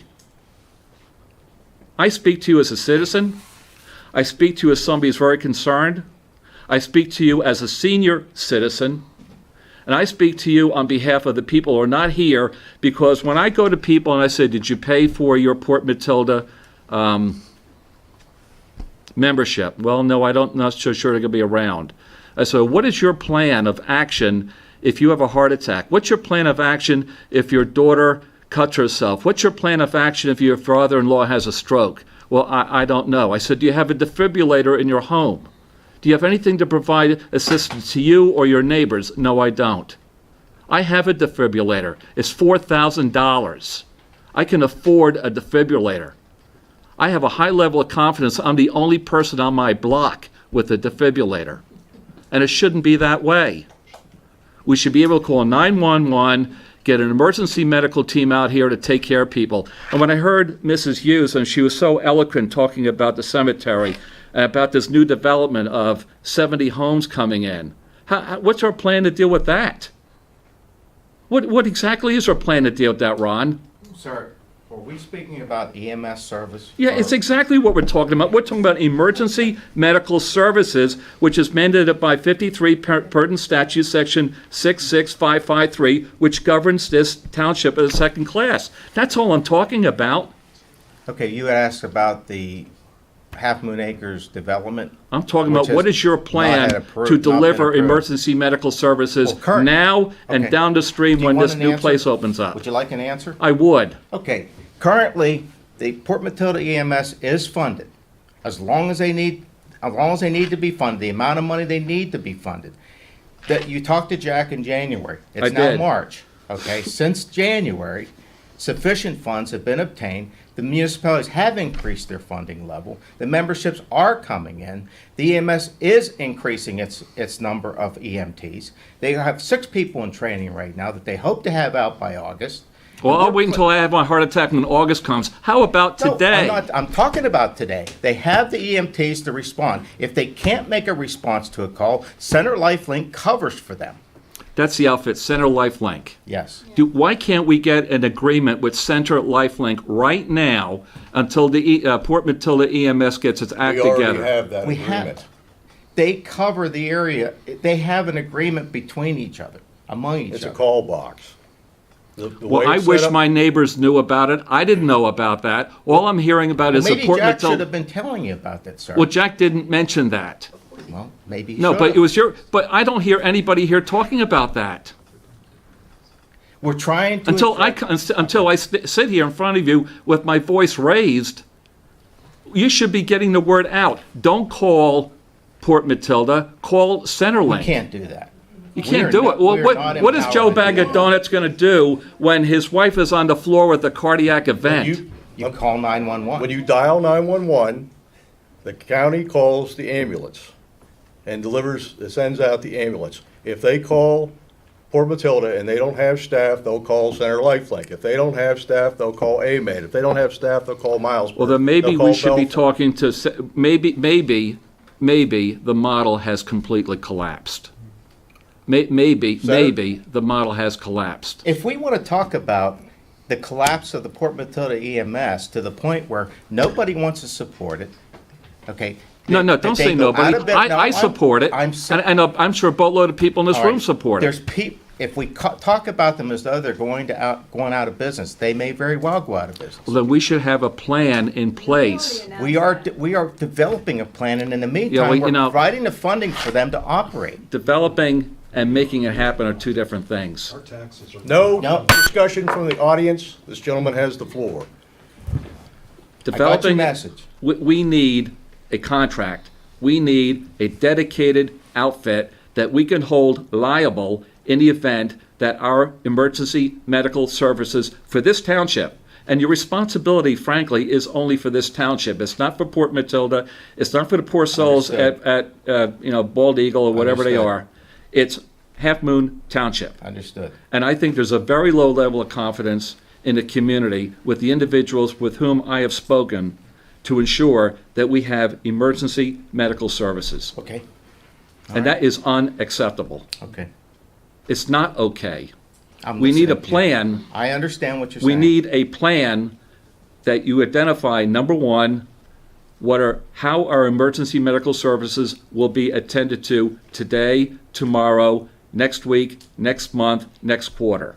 And if it's Centerlink, we have to either put it on the website and let people know about that, or get the word out in our tax mailings, or post an advertisement in a newspaper or some website to say this is who you call. Call 911, and this is how we're going to deliver our services. That's the first plan of action. Okay. The second plan of action is to continue to do the good work you're doing. I respect very much the time and the effort that you put into attending the meetings, and you have certainly acquired an immense amount of knowledge about funding and about implementation. What I don't see, though, is successful implementation, and that is alarming to people my age and to people in my community. And the third thing is I want to thank you for your time and attention to this matter, and I thank you for the opportunity to speak. Thank you. Ms. Hughes, you already got to talk. Lady in the back, please. This is easy. I thank my husband for speaking up. We have been incredibly concerned about this issue. For property value, first off, for safety, this is not a luxury. This is not the same as fixing the roads. This is not the same, which I appreciate the quality of the roads, don't misunderstand me, but this is life and death. This could mean your life and death. And this is not something that can be put off. I appreciate the time that you're putting into your model and so forth, but I wanted to bring one more thing to your model, and that is the percentage of calls that are generated by Port Matilda, by the different, I think that should be one of your parameters that you're including Right. in coming up with your formula. Right. Okay? Yep. Because if we're generating 75% of the calls, Well, that you might should be wait. trying to offset that with our population numbers and whatever. But I think that the percentage of calls should be, and also, if you want to go into the numbers a little more deeply, as this gentleman might be able to do here, the percentage of insurance reimbursement by the different townships. Right, exactly. So, I mean, it's all nice to look at the population numbers, but if we're looking at, let's get down to who's using this and who's paying for it, Right, okay? exactly. Yep, All right, and thank you for your time. thank you. I have a quick question. Yes, please. So- related? EMS. Yeah, would you please come up, Ron? Oh, just a quick question. Go ahead. You Go want- ahead. Well, go ahead. All right. Which way should I go? No, you stand there. That's fine if you like. Go ahead. All ask the right. question. Just as somebody, for me, who has a severe peanut allergy, like I have seconds, right? So I've been on the ground wheezing and vomiting, it's like I can't do it for myself. And so, which amazingly as an adult, I've been able to survive the few times I've accidentally gotten peanuts. But what my question was about the grant that you had said we applied for, Yeah, 150 some odd $1,000? 150,000. But it hasn't been approved yet, correct? The money is already appropriated. All they needed to do was complete the application. The So- money is available. So we have it. Fort Matilda EMS will get Okay, the funding. and when will it be sent? I don't know yet. EMS. Oh, okay, Goes to the EMS. all right, but what does that mean? Like, I guess, Well, they don't know until, they just got the application, I think, on Friday, Sharon. Oh, okay. It was completed, state- got everything, and It's okay, going to take some time to, I'm sure, review it and approve it. And okay. Grants take a while to get paid Sure, for in this. yeah, the I thought like meantime, months. I intend to like follow up months. through Conklin's Long. office. Yeah, It can be a long time. We need to follow up through Conklin's office that maybe, once the application's completed and submitted, he should be able to check with that agency to see what the status is. And with representative checks, typically, his response is gonna be better than what response to me. happens, like, well, could it fold while we're waiting for the money to come in, or no? No, it's guaranteed. No, it's, The money was allocated. No, you mean the yeah, service? EMS Oh, the does. service? No. No. Okay, I mean, look, there is no certainty, no guarantee of anything, period. Just, there's no guarantee. No guarantee I'm gonna wake up tomorrow. The fact of the matter is that we have done our level best in the short term to make sure they have the resources available to increase their hourly rates. I agree that that's still not the hourly rate I'd want to see for medical professionals. We have to work on that over time. We can't necessarily fix the staffing problem because it depends on people's willingness to do that particular kind of work. We did get 6 people interested in training. Their training is being paid for, and they will sign a 1-year contract to work for Port Matilda EMS based on the training, and they have to fulfill that work obligation in order to, get the training for free. They've agreed to do that. So we will have 6 full-time people coming on board. okay, no, it was just a quick question, and I do see further in the agenda, it says EMT training funding. Yeah. So I don't want to take up time with the question or going on Okay, about it. no, that's a good question. How much funding? Wait a minute. Karen Miller was. Karen Miller. Go there. It's just really a quick question too, like Sharon's. Has this board thought about, I've been going to the meetings at Upper Bald Eagle Cog, and I know that we have this committee being formed, but has this board talked about what, in the event that you're not going to be able to come to any kind of compromise, what you're going to do to provide services to the Halfmoon Township You mean citizens? EMS service? Yes, if you can't come to, the people, well, they were all the Upper Bald Eagle Cog with the exception of Bernie, who is Frankly. replacing Mark, but, Frankly, considering all the options that would be available to us, it's in our best interest to come to an agreement on the funding model and the distribution, whether it goes toward, my idea of a distribution or goes the other way. At some point, we need to do it, because to try to provide our own service I think would be cost prohibitive. Yes, it would Okay. be. And I guess that's what I'm concerned. And But so again, we are going to have an agreement. and Okay? again, we are concerned about how long it's taking, because I've been listening to all of this. And again, I understand people have stepped up, and that's great. But as citizens here, we want to know when it's going to come to fruition. Karen, this would all be for, at least by budget time would be the goal, because what we're talking about with these distributions and everything is for the 2024 year. So it's so everybody can budget and then do what they need to do accordingly to make sure we have those funds to disperse then in 2024. So all the grant, the paying funding in advance and getting the memberships in is to keep everything flowing until, through the end of this year. And then in September and October, that we'll be budgeting for the following year. So we have to get these models and stuff done definitely. Quickly. I just want to point out, with the current money available, here's what it is. Currently, we have membership responses about $85,000. We have a grant for $150,000, which Port Method EMS will be receiving that in the near term. It may be a month or so. Okay, when we started this process back in January, Scott, I was in his office. We talked to the budget director, I guess, at Harrisburg. He was on the phone on speakerphone. Clifford Neal was there, and another representative from Center Lifelink was there. And we had this discussion. The funding, they said it's going to take a few months to get that funding released. And what they meant by that is, and I wasn't aware of it at the time, that a grant application had to be submitted, and had to be submitted in the format they wanted to be submitted in. So I know Scott Woodring and Susan Person, I think, actually worked on that, and it was completed Friday, right? Yep. So that's done. Now that that's submitted, it should not take another 3 months to get the funding, because the funding was earmarked ahead of time. Okay, Again, it's I there. understand all of that, So Ron. I'm that's more 100 concerned well, about, my point again. is this, let me finish, please.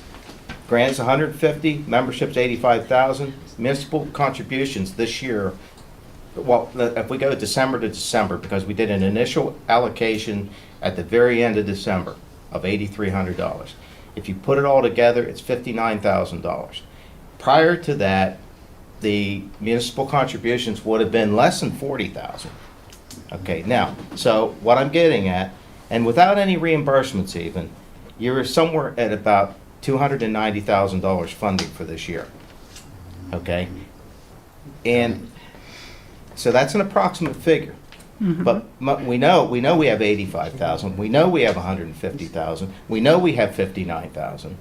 So that is almost the amount of the total that was presented to me by Jack back in January, I believe it was, when he had toyed with a figure of somewhere around, I think it was about 315,000, and I threw out the figure of 330,000. He thought that fit better. So it's an approximate amount. I've never actually seen a budget, an itemized budget. I've seen profit loss statements, but not specific budgets for the EMS. In fact, no budget has ever actually been presented here. None. Well, again, I believe that we have people that are volunteering their time. We've that had are profit working and all loss of statements delivered to the Upper Bald Eagle Half Moon Cog. They were provided periods of time. Sometimes they attend and sometimes Let they me don't. just ask, okay? Yeah. In order to get you what you want, I would like to understand what your definition of a budget is. Tell me what it is. If it's in the format that Brett sent over, we will update that format for you. Okay. And I think we can work on that. And that's exactly Right. what I was planning to do. I need some more information Yep. again. The 2023 reprojection, because all that was given prior, none of that is applicable. Man, it's just not Right, applicable. right, you're right. You know, time has passed. Right. We lost EMTs. You're not going to have payroll.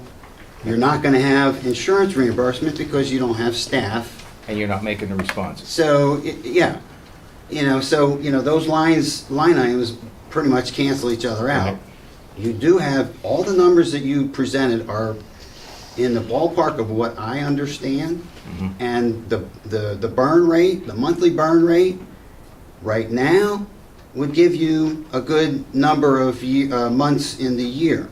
Now, as it ramps up, and I'm not going to speak specifically and say that, you know, I was given a run rate of about 10,000 a month, but that's current. Right. That as It's that gonna change ramps up, monthly. it's going to be 20,000 a month, if not. So, yeah, it's all relative. You will have that, but if that's the format you're looking for, absolutely, that'll be filled out. Okay. Okay. Yep, I mean, that's not a problem. good enough.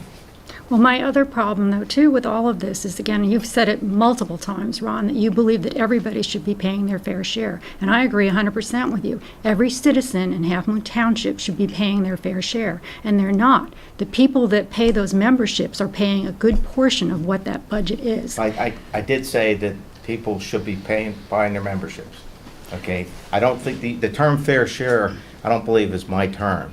I Okay. believe it is. Over and over again, you've been saying that every... I've heard that from you, Karen. So- Well, does everybody agree here that people should be paying their fair share? Well, that's Everybody that's should be different paying than their telling fair me what share. I said. Again, I'd have to go back through CNET and listen exactly to what you said, but that's beside the point. The taxpayers should be paying their fair share. These are emergency services that you're required to provide to us, and we have to pay for them. There's You nothing got it. out there that's free. You've got them, and we're not gonna let the ambulance company go under. Well, I've heard that over and I'm real concerned about it, that it is. And the other thing too is, again, we have people on the ambulance service that are out there doing calls, okay? And yet I've gone to the Upper Bald Eagle COG meetings, and they make a big point about the fact that somebody from EMS is not there. We have a gentleman, Jack Bonsall, has been putting in 80-hour weeks. He's volunteering over here along with working a full-time job. And the other thing too, I heard at the Upper Bald Eagle meeting on Tuesday night, again, there's some talk now about that when EMTs are sitting and not out on a call, that they're not going to get paid. No, that wasn't said. I can tell you exactly what was discussed. Well, What it was discussed that was there's going to be a very- difference in let me- pay. That's right. The That's difference- absurd. That was a idea somebody had, an option somebody had, that when someone's on a call, that they would get paid a higher rate than when they're not on a call. Whether that works or not, that's not something that I can answer or we can answer. It's something that the EMS service would have to answer, because they're the ones experienced at managing EMTs and EMS personnel and managing that particular type of business. We don't set the wages for the EMT, I know, the I- ambulance I- people. It That was is six- I entirely approved by understand that. someone. I'm just saying again, okay, one of the reasons that they have the problems that they have is because when they were being paid $11 an hour with absolutely no benefits, and now they're only talking about paying $14 an hour with no benefits. You can go many places, and you're talking about people that need to be trained and need to go out at 3 o'clock in the morning under terrible conditions, maybe to respond to an accident or whatever. Right. Well, That's all I'm saying. We're aware. Thank you. Ron, can I just Sure. clarify one thing? One more thing. You said the 150 grant, and you're including that in a revenue source, okay? One You time, may, yeah. right, you may have seen, full disclosure, I've not seen the restrictions. I qualify that statement to say, based upon what restrictions there are to use that money. Because I don't know, and again, I don't want to say something that may have been in the wind or No, whatever. I know what you're getting at, Jeff, and here's the deal. When we had the discussion back in January with the budget office in Harrisburg, the main question was, what can we use this money for? Because with every grant, Right. there are restrictions on how it can be used. And the topic came up of contracted services. So I asked the budget director at the time, in the meeting, I said, if we have, because at that time we were talking about 11 EMTs. Jack had sought to have 11 people trained, 11 EMTs. And and the idea came up of employing them, and this was Jackson, employing them for 1 year, a 1-year contract. We provide the training, or the training's paid for them.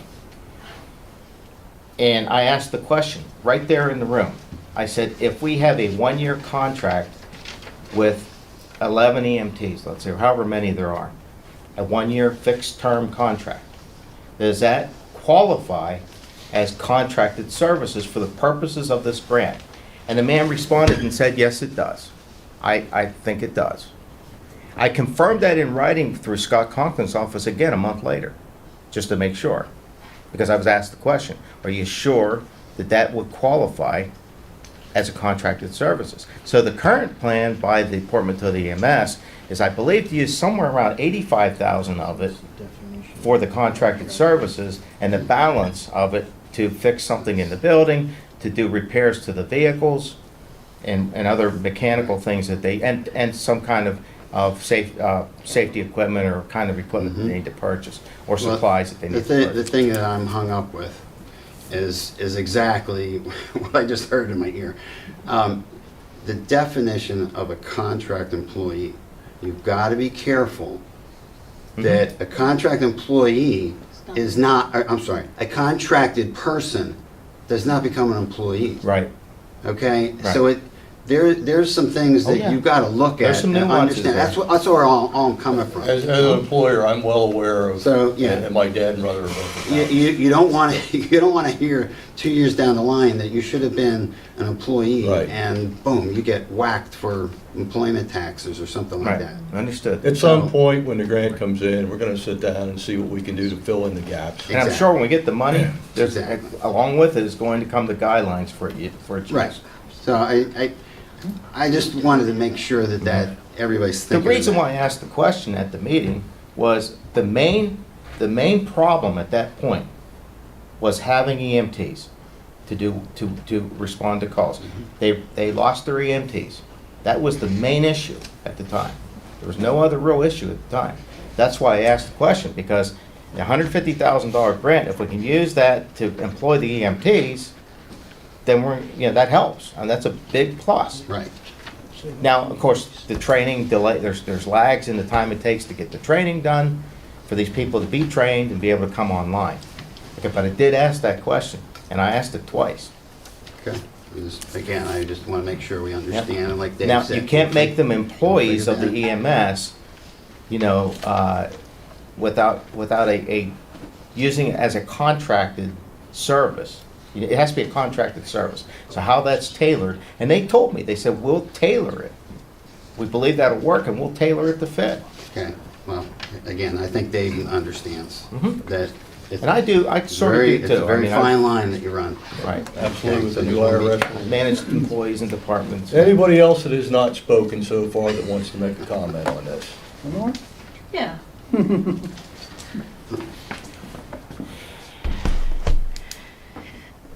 Hello, everyone. I'm Lenore Foster from Centennial Hills.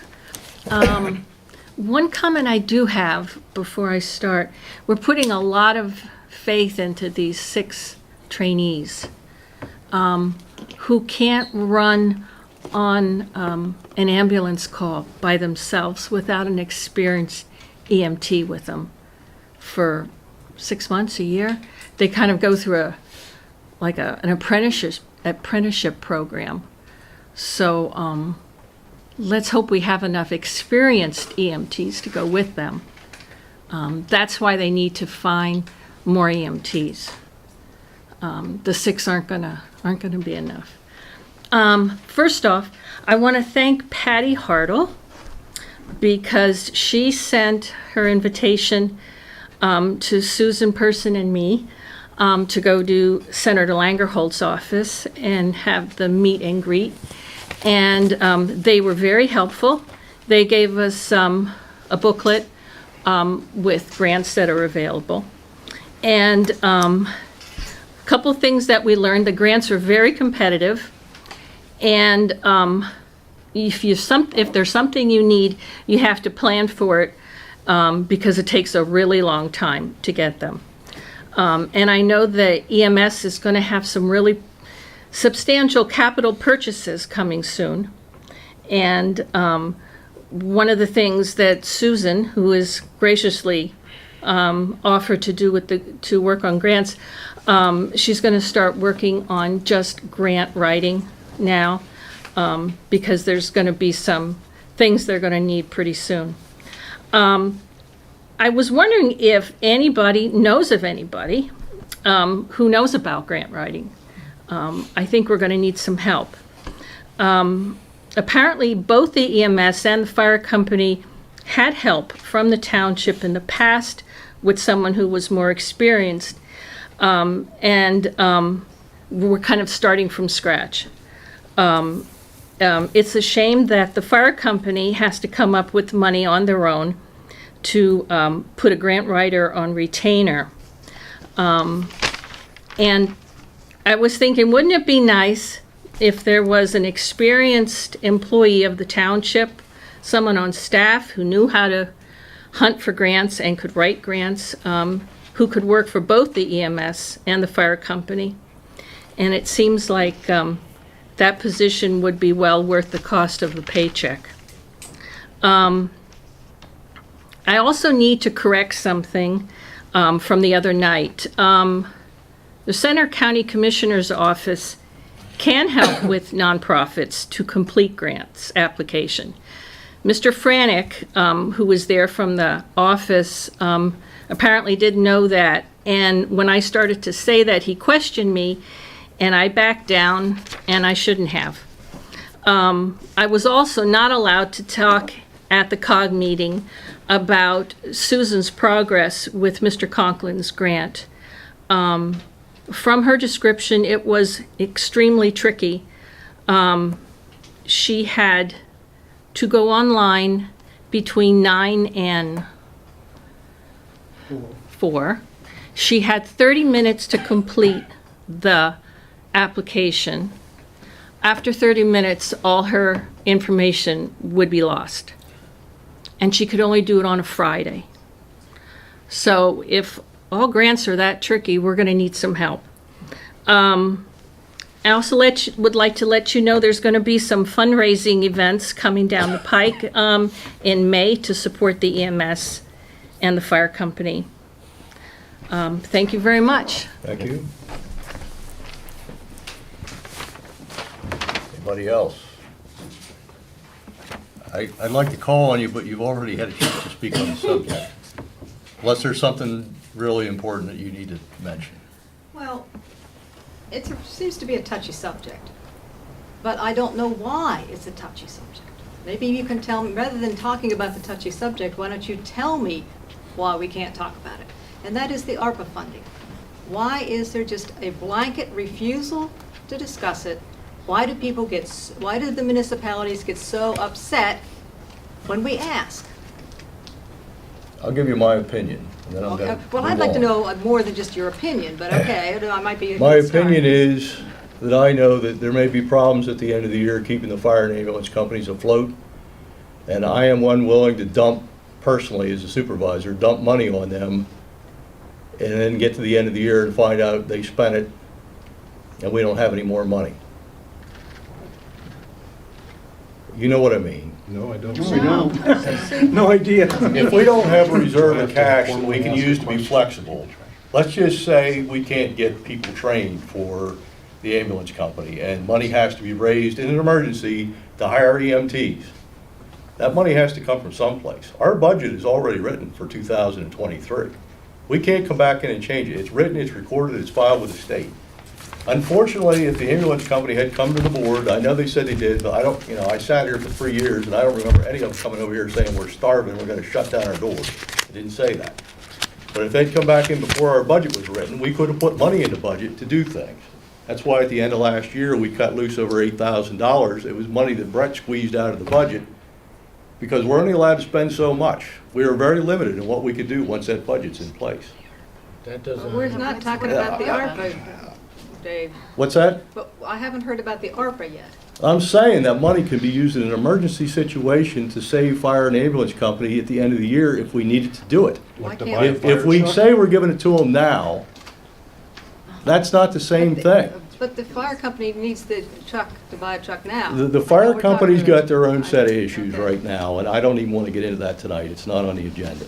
We're not going to get into that, so. But why is it, I still don't, I Stabilize mean, the I'm EMS. sorry. Because throwing money at something when there's no solution in sight is not going to solve the problem.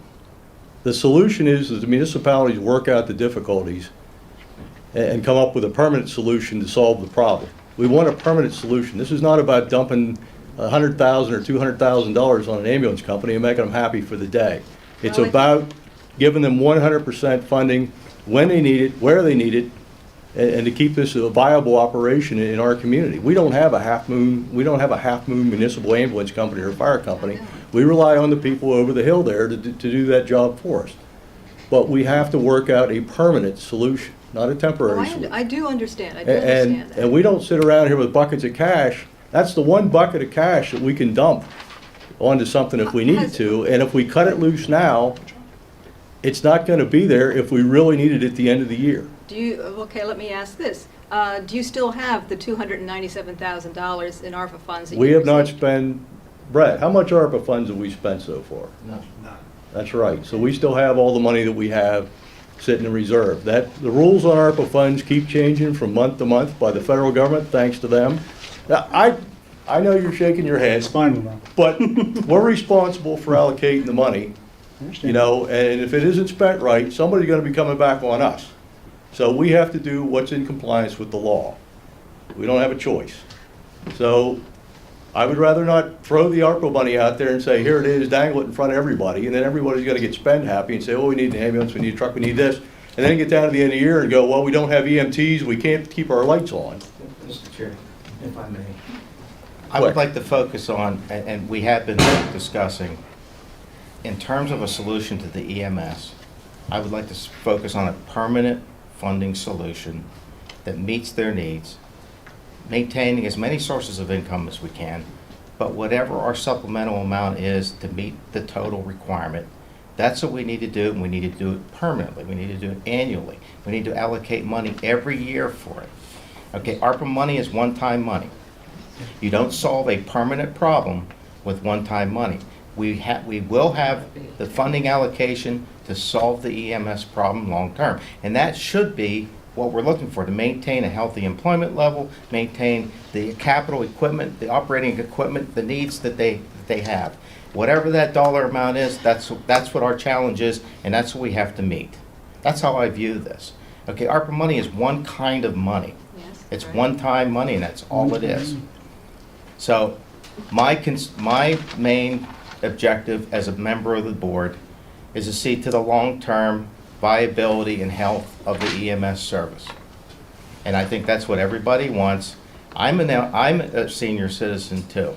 Okay, I have the same needs for response as anybody else. So I'm as concerned about this problem as the rest of you are.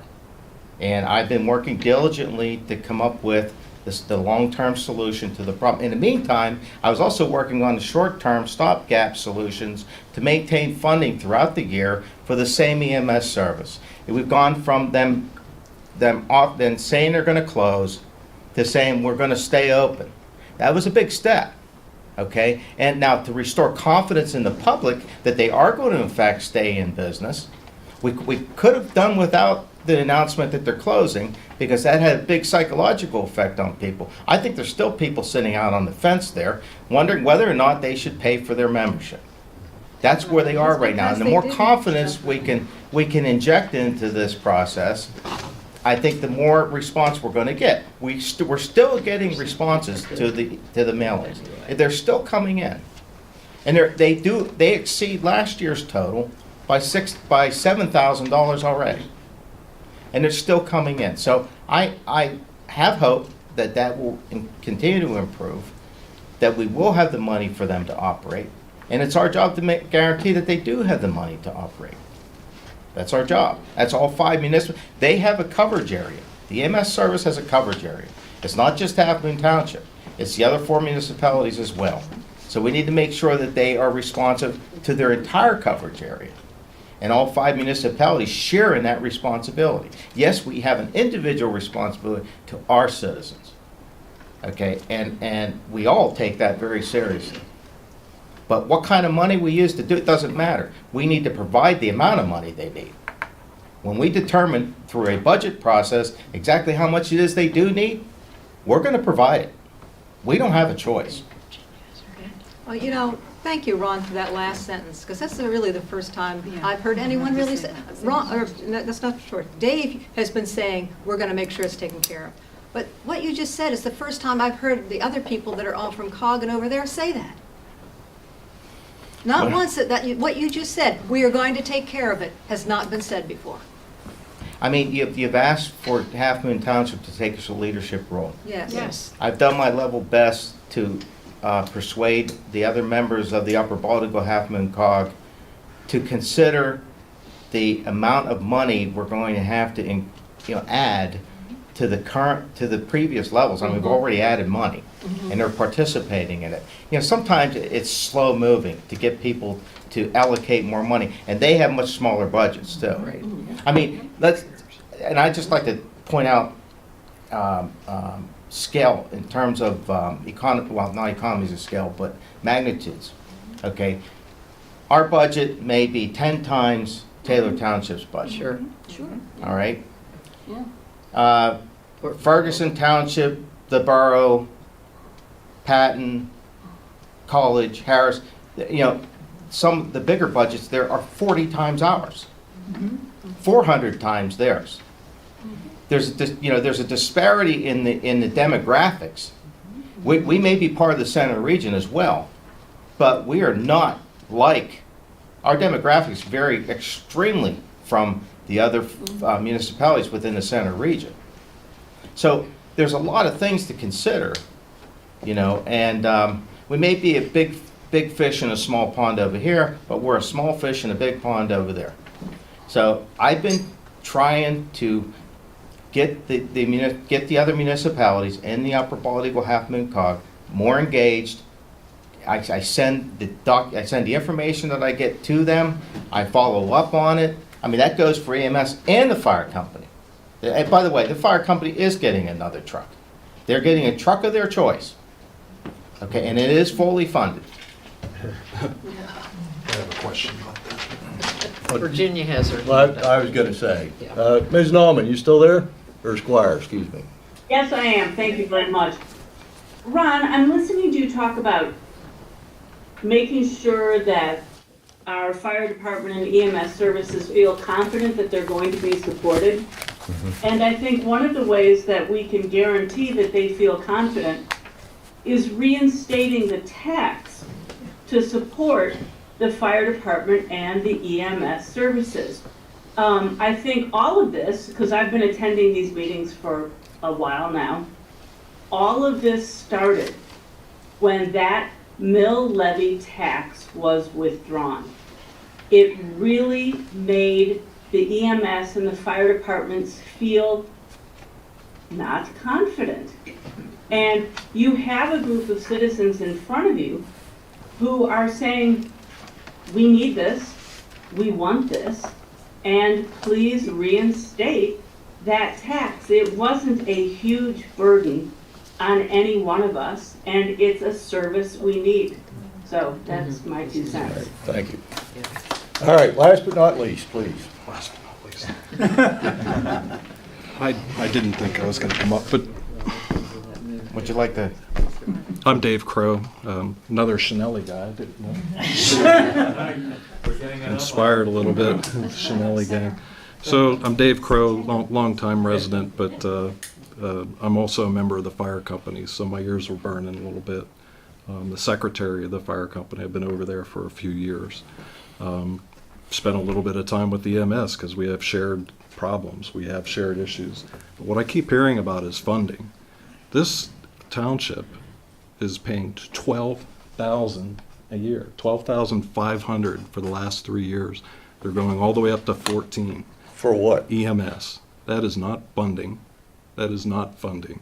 So we went to the town hall. We were asked to stand down, take a break from social media, Give the politicians a little room to work. We gave everybody 6 weeks to work, and what did they do? They formed a group from the COG that looks exactly like the COG, plus or minus one. It's taken all this time just to kick this down the road and figure out complicated formulas. Well, if Halfmoon Township's kicking in 12,000, now 14,000 a year, and that adds up with all the municipalities put together, or what, 50, 60,000 a year, why don't we multiply by 4? Get them to where the budget needs. You know, it was, you know, when you ask the citizens to stand down and send their memberships, you know, we were counting as citizens for the municipalities to step up, and that has not happened. There's a lot of deflection, there's a lot of complication. Let's turn this into a formula, let's be engineers. It's not all that complicated. Multiply by 4, send them the money. As far as the fire being in trouble, Dave, I'm not sure what that's about. I mean, historically, the fire company has had issues, but right now they're solvent. Now, what happened? Right, so They had question a fire truck that failed, sir, and it's a $400,000 purchase. I'm aware. So the fire company got together and you know, based on back and forth with the urgency of buying a fire truck, they went back to the fire company. They said, "What can you kick in on this fire truck?" And they came up with $50,000 out of fundraising. Now, fundraising comes from mailers, it comes from sales, it comes from bingo, it comes from raffles. It doesn't come from that fundraising money doesn't come from taxes. Taxes they keep the lights on, and there's a limited amount of budget that does come into the fire company. But the fire company is not equipped to make a $400,000 purchase. So the fire company, in this urgency to get this fire truck, was able to secure a loan. They secured a loan. Originally, they had a loan with the local bank, and they thought they were all set. In the 11th hour, a week or two ago, we get this call that, well, that loan's not going to work. You're going to have to wait. You're going to need a bridge until you get a 2% loan, you know, from another source. From PEMA. From PEMA. So the fire company has taken out a 5.5% loan. Why? Why, I ask you? What constitutes an emergency, sir? What constitutes an emergency that might get us to spend the $300,000 that you got sitting in the bank? Well, we're selling bingo to buy a $400,000 fire truck. Dave, are you asking a question? Are you asking a question? Counts. You drained the capital reserves to buy this truck. There was no fire tax to build that reserve in Halfmoon Township. That's been sucked up. So Well, let me correct something else, too. There was a future. Well, let me correct something else, too. Okay? As far as the fire tax is concerned, we eliminated the category, not the tax. The tax was not lowered. The tax was moved to the general fund. There's no longer an earmark. There's no earmark for fire. That's true in a dedicated fire tax sense of the word. Yes, that's So true. why? The money is still there. John Witherite asked me to. And by contract, annually, the fire company will receive its allocation from the general fund. Whatever that total is at each budget session each year, that's the amount they'll get. Why would the township take out why would they force a 5.5% loan on anybody? You just paid off $300,000 loan on the park, and you bought it. We didn't force a loan on piece of anybody. equipment for $180,000 We over didn't here. force a loan on But anybody. let's- I don't like you putting words in our mouths. Well, I'm not putting words in your You mouth. have been. I'm putting words in words from my mouth. Is our hands were No, forced. you have been, Dave. Our hands were forced. We had to buy a $400,000 vehicle. You knew our hands were forced. That's why I didn't even want to get into it tonight, because there were mistakes made at the fire company that shouldn't have happened. What mistakes, sir? When you go to borrow money, you make sure you have your loan secured or set up and approved. You don't just say, well, I guess it's approved, and we go do it. That's why you ended up with a $150,000 loan instead of a $250,000. We had pre-approval. What happened? It wasn't. It wasn't the No, municipalities it that wasn't. stuck you. Sorry. Bank, they changed your mind. What constitutes an emergency? That's not the question. There's three. This is- my this is question. fire There's company $300,000 stuff. The issue was There's a truck. $300,000 The issue- in the bank for an emergency. The issue We had to was- buy a $400,000 fire truck. Let's have it. Bingo. Let's have it done. We're not talking about fire I company think stuff the comment tonight. We're period's moving over. on. Next on the agenda, action items, appoint Chuck Beck as working supervisor, rate of $16 an hour as set by elected auditors for January 4th, 2023. Do I hear a motion? I'll make the motion. Do I hear a second? Second. Any discussion by the board? All those in favor signify by saying aye. Aye. Aye. Opposed? Abstention at the end, I think. Okay. Next up, Port Matilda EMT training funding. Okay, there are 6 trainees. Out of the 6, we have 2 private individuals. One of, or 2 of the individuals, 2 of the groups are here right now, present in the meeting. 2 private couples have agreed to each fund a training session. And my understanding is Worth and Houston townships have also agreed to provide funding, as well as Port Matilda Borough. So that means the total number of trainees funded is 5. So I was going to ask the board tonight to approve funding for the 6th training. Brett has confirmed for me that the funding's available. So I would like to move to approve that final training for the 6th person. Okay. I have a motion. Do I hear a second? Second. Moved and seconded. Any discussion by the board? Hearing none, call for the question. All those in favor signify by saying aye. Aye. Aye. Motion approved.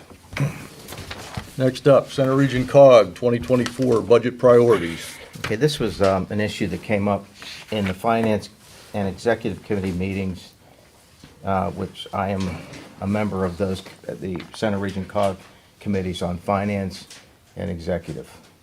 And the COG put together a draft 2024 budget priorities. I think was that provided to all the members of the board here? It's in the agenda. Okay. So, I'll go down through them quickly. I personally have some concerns about them, but for tonight, I'd like the board to review them and provide any suggestions and changes or deletions back to me so that I can report back to the executive committee and the finance committee. I don't know when the meetings are. They want the comments by tomorrow morning. Tomorrow morning? Oh, great. Okay, forgot about that or wasn't aware of that, so that makes it a little tighter. But You want to just blow down through the list? and yeah, give them the let's do comments? that. The first one on the list is address economic impacts, inflation, deflation, supply chain challenges. I think that's appropriate. Take care of what we own, safe, well-maintained, efficient facilities. The next one is take care of COG staff, equitable pay, COLA, inflation, merit pay, benefits. And I think the only personal comment, would be that it must be sustainable with regard to the municipalities who actually fund all of this. And I think that's the intent. They intend to take these priorities, make them part of their budgeting process. Everything comes to us anyhow for our review and approval. So the next one is support the safety of those who live, work, and visit the region. In terms of code, fire, EMS, emergency management, transportation facilities. That's pretty much a lot of what they do at the COG. You have Alpha Fire Company, you have emergency management, you have code administration. So a lot of what they do is covered in that anyhow. And I think that's appropriate. It says support of the inclusive, healthy, and sustainable community. I'm not sure, this is my personal comment, I'm not sure how that's a budget issue. I think it's more of a general mission statement. So that would be my only comment. Prepare for the future of the COG and COG facilities. I'm a little bit concerned about that because I don't know what that looks like. It's sort of a general statement. I would suggest that maybe asking the question, maybe elaborate on that a little bit. But other than that, I think you have to wait until we have the details of a budget to fully understand what that means. Support the economic vitality of the region. I guess that means they, provide infrastructure, they provide services, and that's how they do that. How do they mean? They mean the COG supports the vitality? That's Or what is they're- it some activity that the COG does that This creates is vitality? This is COG. This is their budget priorities. I would suggest, how do you support the economic vitality of the region? I guess through providing economic or efficient services, I would suppose. I know it's still kind of a general statement. Kind of I'd like vague. to see how that converts to a budget. A budget detail. But the last one is support the region's efficient shared services deliveries. Joint initiatives, cooperative ventures, and other partnerships. Well, that's pretty much what COG does anyhow. So again, it's like a general statement. They provide collective services that individual municipalities, if they were to try to provide them, would not be able to do it as efficiently or as effectively. So, that's my comment on it. I guess I was looking for comments from other board members that I could, collate and send back to them. I guess we could just give them to Amy tomorrow and she could submit them. Well, the problem that I hear is it just sounds like a whole bunch of niceties strung together to say, we encourage this and we do this, but we don't have any details. We have no specific details. These are just general priorities for the, There's nothing wrong with those as being general priorities, but, the bottom line is, how much is it gonna cost? How many consultants are they gonna have to hire? yeah, see, they, Where are we going with this? They don't really hire anybody other than the people that work at the COG. It Then- isn't like they're gonna, advance, putting new buildings downtown or hiring more people to clean the streets or anything. what I So, suggest, Dave, is that we each compile our concerns or questions or comments, give them to Amy, and she could submit that back to, Well, she said it had to be tomorrow morning, so. well, tomorrow, if we can do it tomorrow. What time? I think it was 8 or 9. It was in the morning. Well, don't give me Well, that I time. think we can stretch that probably to 10 or something, but I'll compile mine and get them to you in the morning. All right. I'm just asking if the other board members can do the same. Yes. I mean, these are just general guidelines to help them when they're going through and getting the budget together. Right. We're still gonna have all the reviews and the SIPs. They're just trying to Right. make sure that they're prioritizing and then they're also gonna do a better job at keeping within a certain percentage, which was an issue last year, that they had to go back and redo the budget. So I think they're just trying to tighten things up a little bit. And obviously, they gotta to a keep first after cut. their infrastructure because, we had a water leak in the library and we Right. probably shouldn't have had that, so. Right. Well, the other thing is, I think they want us to comment on what they consider draft priorities. If we don't understand something, we should ask. If we have a concern about what they list here, we should make that concern known. But just provide them the feedback, because that's really what they're looking for, at this point, is feedback to this list. Okay. Thank you, Ron. So that's all I have. All right, I guess get your comments into Amy, she's in at 7. I think if we get them in by 10 o'clock, or 11 o'clock, they'll be fine. Yeah, I think so. Okay, that it for Center Region 2024? Yeah. Okay, next up, solar power purchase agreement.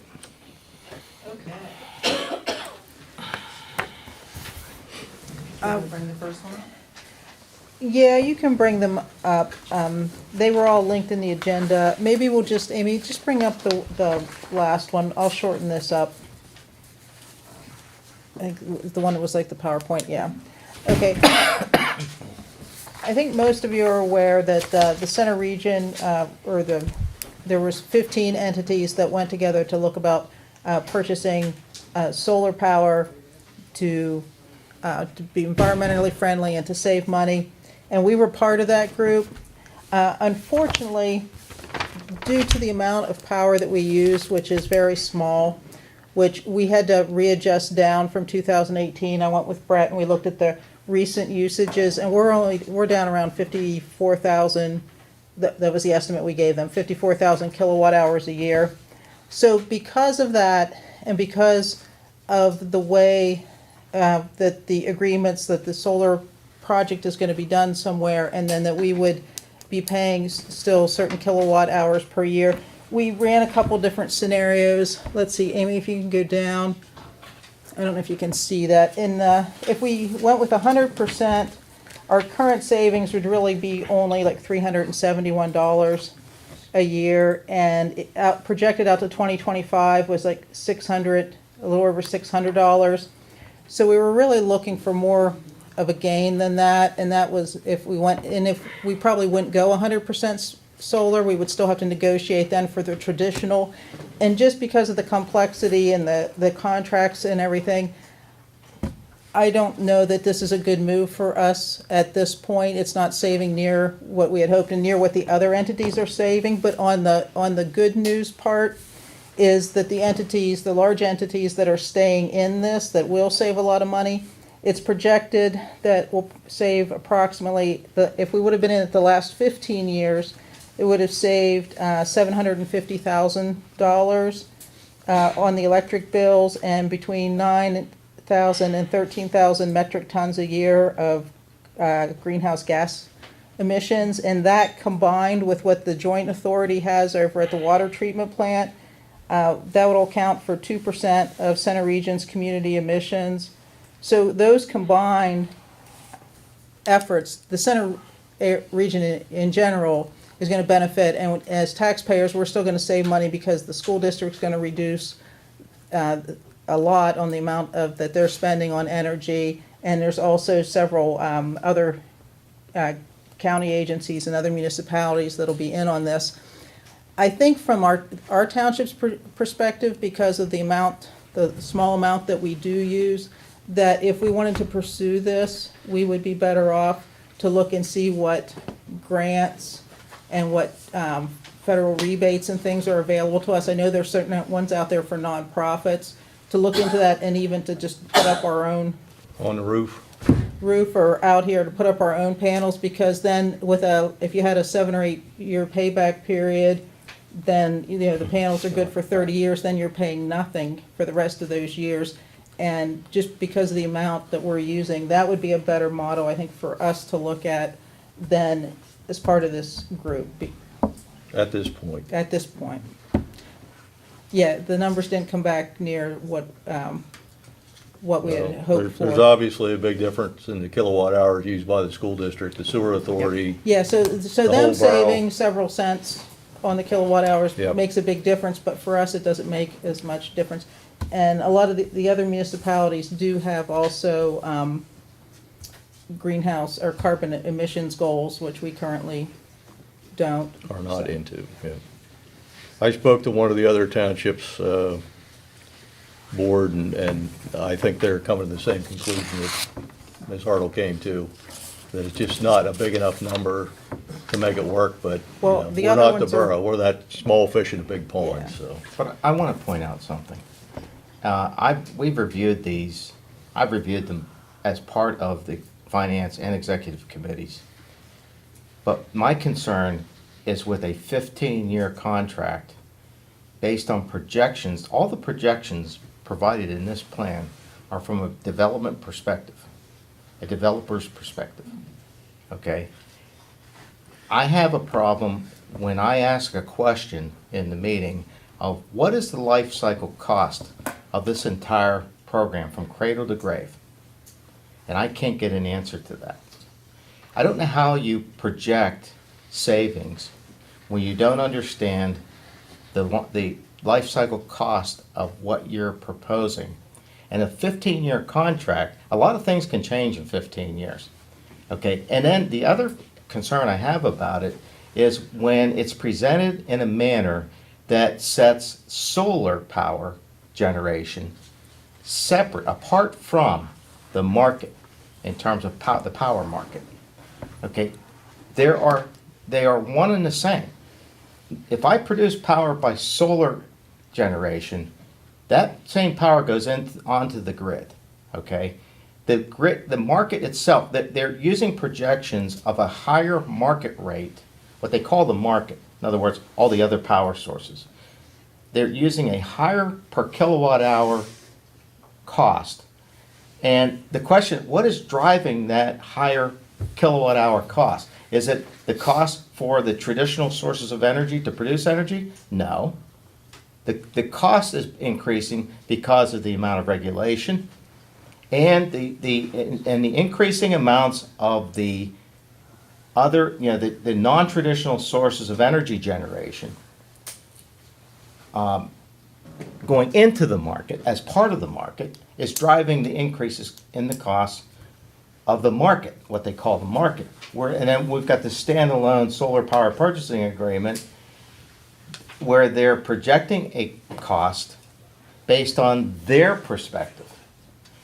Projections are one thing, and that's great to look at stuff like that, but there's no guarantee that a projection actually becomes reality over time. The other thing is, I always ask the question of life cycle because photovoltaic cell systems do not last forever. They have a life. Typically, they start to degrade at 20 years. They start to degrade even before 20 years. And so you get a lower and lower return on the generation for the equipment you have. The other thing is, I don't know of a lot of photovoltaic manufacturers in the United States. Okay, I really don't. I don't even think there's any. There may be, but I don't know how that can all be domestically sourced. I really don't. So I have concerns about what's being projected. When we talk about, well, that's the school district, the school districts, and they are the primary driver in this whole thing because they're the largest single user for the whole program. And I know there's 15 municipalities involved, let's say involved. But that school district, the money they get to operate comes from the same people that pay the taxes to operate this township and every other township in that school district and every other municipality in that school district. So I have some concerns about what they are accepting in terms of cost for this system, because I think they're missing some things.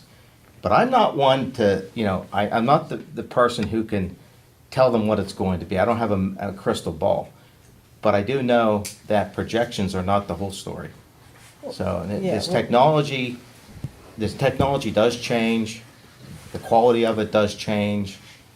And so I'm concerned from that perspective. That's my own opinion, my own concerns. I'm not asking anybody else to agree with me. I'm just saying that's my concern with regard to, I've known about solar power. I'm 65 years old. I remember photovoltaic cells from the 1960s. And, so it's interesting. It's an interesting concept. It's neat to be able to have a solar cell and produce electricity. But I think there's still some uncertainty in terms of cost or in terms of benefit. Okay? So that's my opinion. Ms. Hartle, would you like to add anything to that? No. I will say, though, that the contracts, by the time they get to the point where they're signing, they will have a set rate. They're looking around 7 cents a kilowatt hour, and then there's an escalation on that over the years. But they've had a consultant, they've had lawyers that specialize in this, so I know that the entities, they've looked at all these angles, and panels now are up to close to a 30-year life cycle. They will start to degrade before that, but the technology and everything, I think, is to a point, and I think this is overall a good thing, or these groups, with all the advice they've been getting and everything they've been looking into for the last few years, wouldn't be going this route. But like I said, I just think that we're too small to really benefit from it. I think it ties our hands to maybe the township doing a project geared for the township too, if we do something else. And I'd like to see something like that in the future. And I know the technology has gotten way better since the Yes. 1980s, way better. And it's going to continue to improve. We need to take any action? No. Yes, actually, we should. We should vote to withdraw from the group so that they know that we're out, and so that then there's no, after a certain point, I think after March, then there's a little more cost to get to the contract endpoint, so we would want to withdraw at this point. Do you want to make that motion? I will make the motion that Halfmoon withdraw from the SPPA. Do I hear a second? Second. Moved and seconded. Any discussion by the board? Call for the question. All those in favor signify by saying aye. Aye. Aye. All right, well, we wish them well with their project. Hopefully it saves the taxpayers a lot of money at the school district. I believe it will. All right, next up, Center Region COG Committee Meeting Proposal. Yeah, this was something I requested to be put on the agenda because I feel that in terms of efficiency of meetings and coordinating between township board meetings and the information that COG often asks for us to respond back to them with, and the time it takes to compile that information, and, you know, for us to actually put the information together, the request, and we have to have a board meeting to discuss this stuff. Currently, we have all the COG committees meet monthly. And to me, that's too frequently. This is just a proposal I wanted to bring to the board to see if there was any support for me taking it to COG. And I'm experiencing at the various committee meetings that the responses they're typically looking for in these meetings aren't there because there hasn't been time to review them. And all of the different boards of the different municipalities meet at different times. So what I would propose is that we have, instead of having monthly COG meetings, we would have meetings every other month. And that gives the various boards time to consider the things they're being asked to consider, provide the information they're being asked to provide, get the information from COG, and have time to consider it. The other thing I would propose that COG do, and these are their committees, but the other thing I would propose that they do, and where possible, is to consolidate committees. We have a facilities committee, a land use and community infrastructure committee. We have, I forget what other committee, but they're similar. And I'm wondering if they would, explore consolidating some of their committees, because there are a lot of them. And, everybody, the various members of the boards that represent us at those COG meetings have to attend those meetings.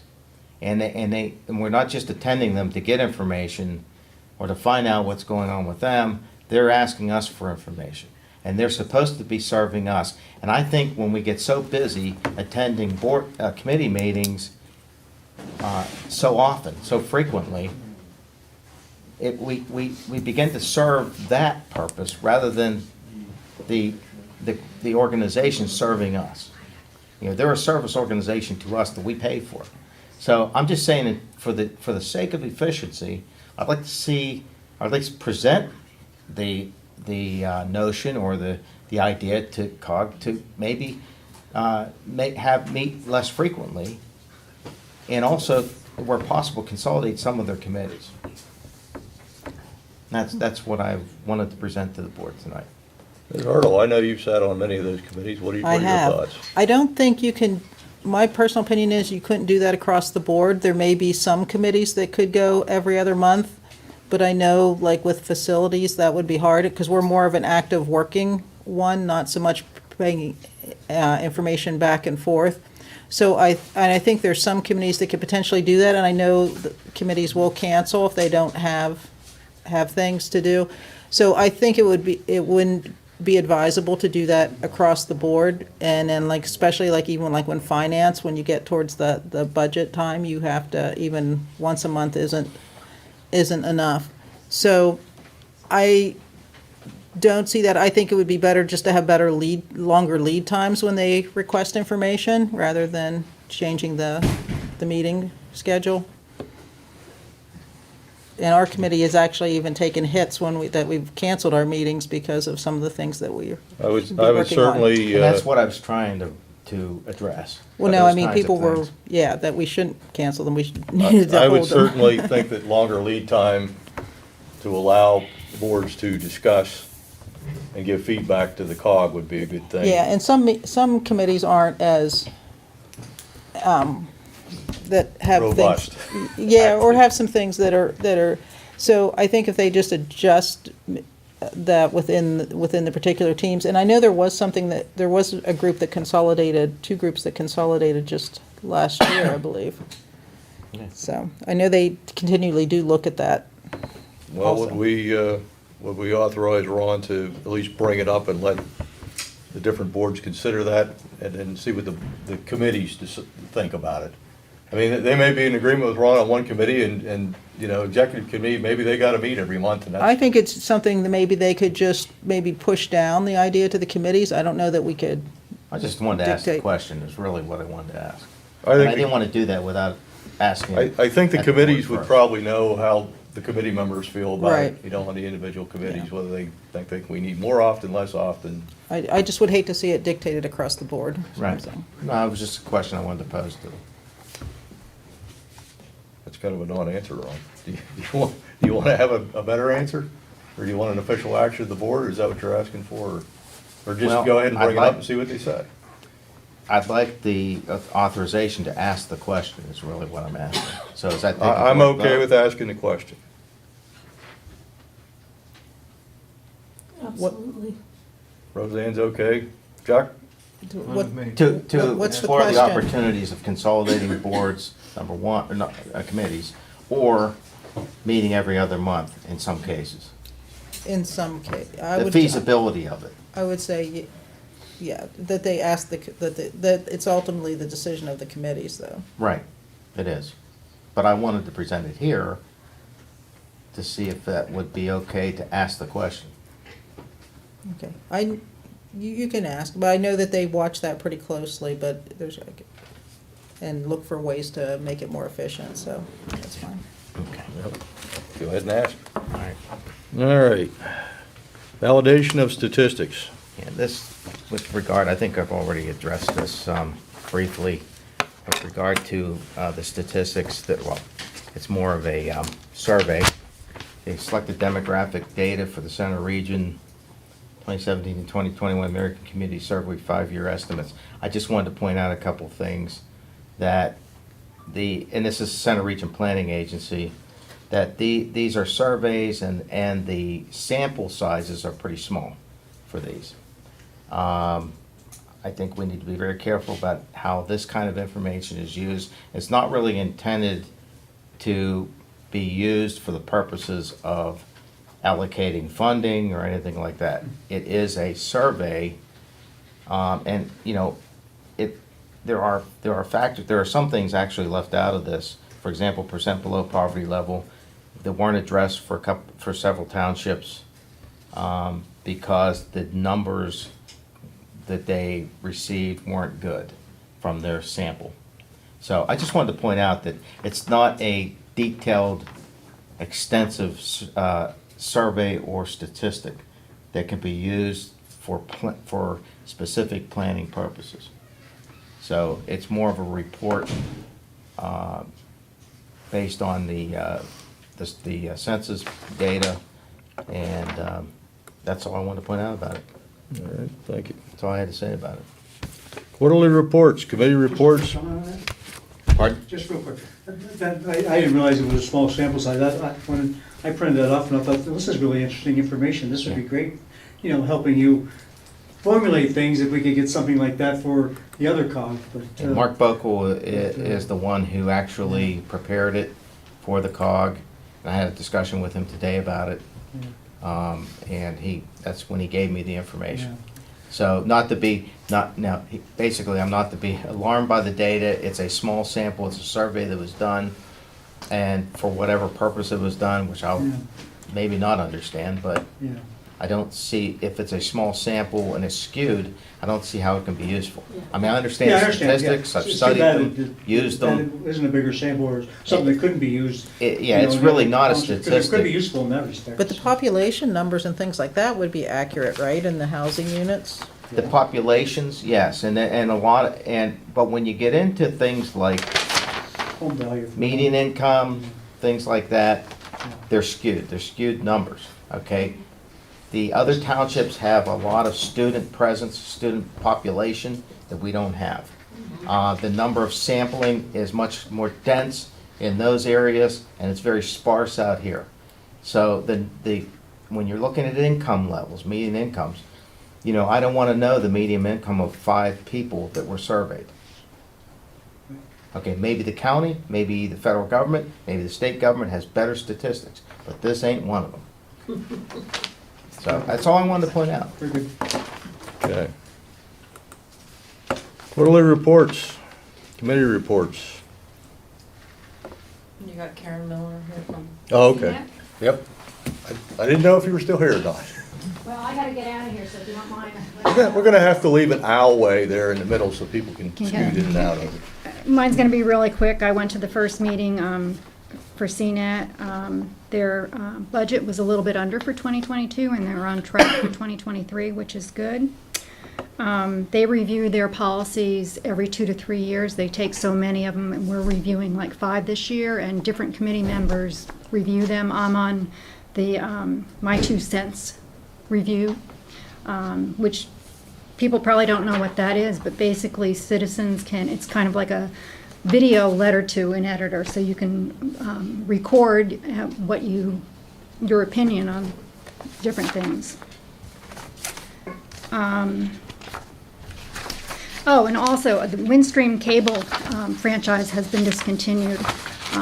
It's like the our Comcast franchise, but they have a new company come in, Chantel Cable, and they're actually have franchises with State College Borough and Ferguson Township, and then they're in the process of negotiating franchises with Patton Township, College Township, and Harris Township, and they may be approaching Halfmoon Township to see if they can work out a franchise contract with Halfmoon. I know too. the last time we did cable TV franchise, all the municipalities in the center region were involved with that project. So this is a little different. I guess they're just gonna tackle us one I at a guess they're time. just doing it, yeah, they're doing it piecemeal, I guess, coming in. I don't really know anything about Chantel, but that's the name of the I've company. never heard that- of them, but Yeah, I haven't either, but obviously they're coming into the area and they're starting, I guess so. we should keep an eye out and see what kind of service Well, they yeah, can and provide us. that's down the road, because they're negotiating these other ones first, but it may be something that, So that's a replacement for Windstream. yeah. Cable? I'm not actually, it says Chantel Cable, so I Okay. assume it's cable, so whether or not it's gonna be competing with Comcast, I don't know, Yeah. but It'd be nice if somebody did. with prices, yeah, but. But that's my report, so. Thank you. Thank you. Thanks, Karen. Okay, next. Okay. I'm Sharon Ravancic. I'm here to give a report on the library. I have some statistics from January 2023 and then total statistics for 2022. Through January 31st, 2023, Halfmoon Township residents have checked out 1,148 physical items. And you compare to 2022, the total number of physical checkouts was 14,100. Through January 31st, 2023, 202 items were returned to the remote book return at Brothers Pizza. 279 items were returned to the book return located at Unimart at Carson's Corner. For 2022, 2,520 items were returned to Brothers Pizza. For 2022, 2,125 items were returned to Carson's Corner. Since January 25th, 2022, 361 deliveries have been made to the book lockers at Way Fruit Farm for 49 different patrons. For 2022, SCLO Children's Librarians provided 3 story times on the porch at Way Fruit Farm, averaging 28 people at each event.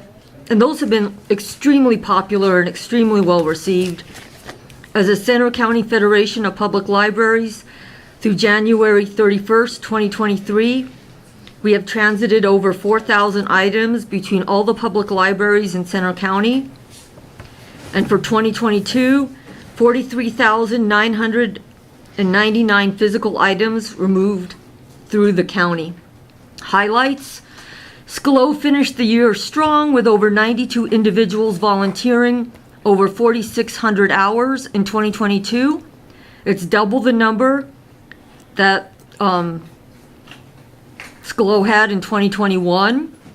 It's taken some time to rebuild the volunteer program since the pandemic halted everything in 2020. They're excited and pleased to have the extra help and look forward to higher numbers in the coming year.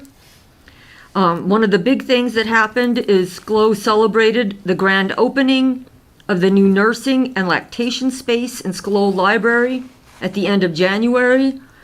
The newly created nursing and lactation space was completely funded by Mount Nittany Health and provides a comfortable and private space for mothers to nurse or pump. Nursing mothers can keep their other children in close quarters and safe while feeding their babies. Comfortable seating, table space, and electrical outlets are available in the room. And we also hope caregivers in the community, whether they spend time in downtown State College, for work, shopping, or family fun, will find this space helpful for years to come.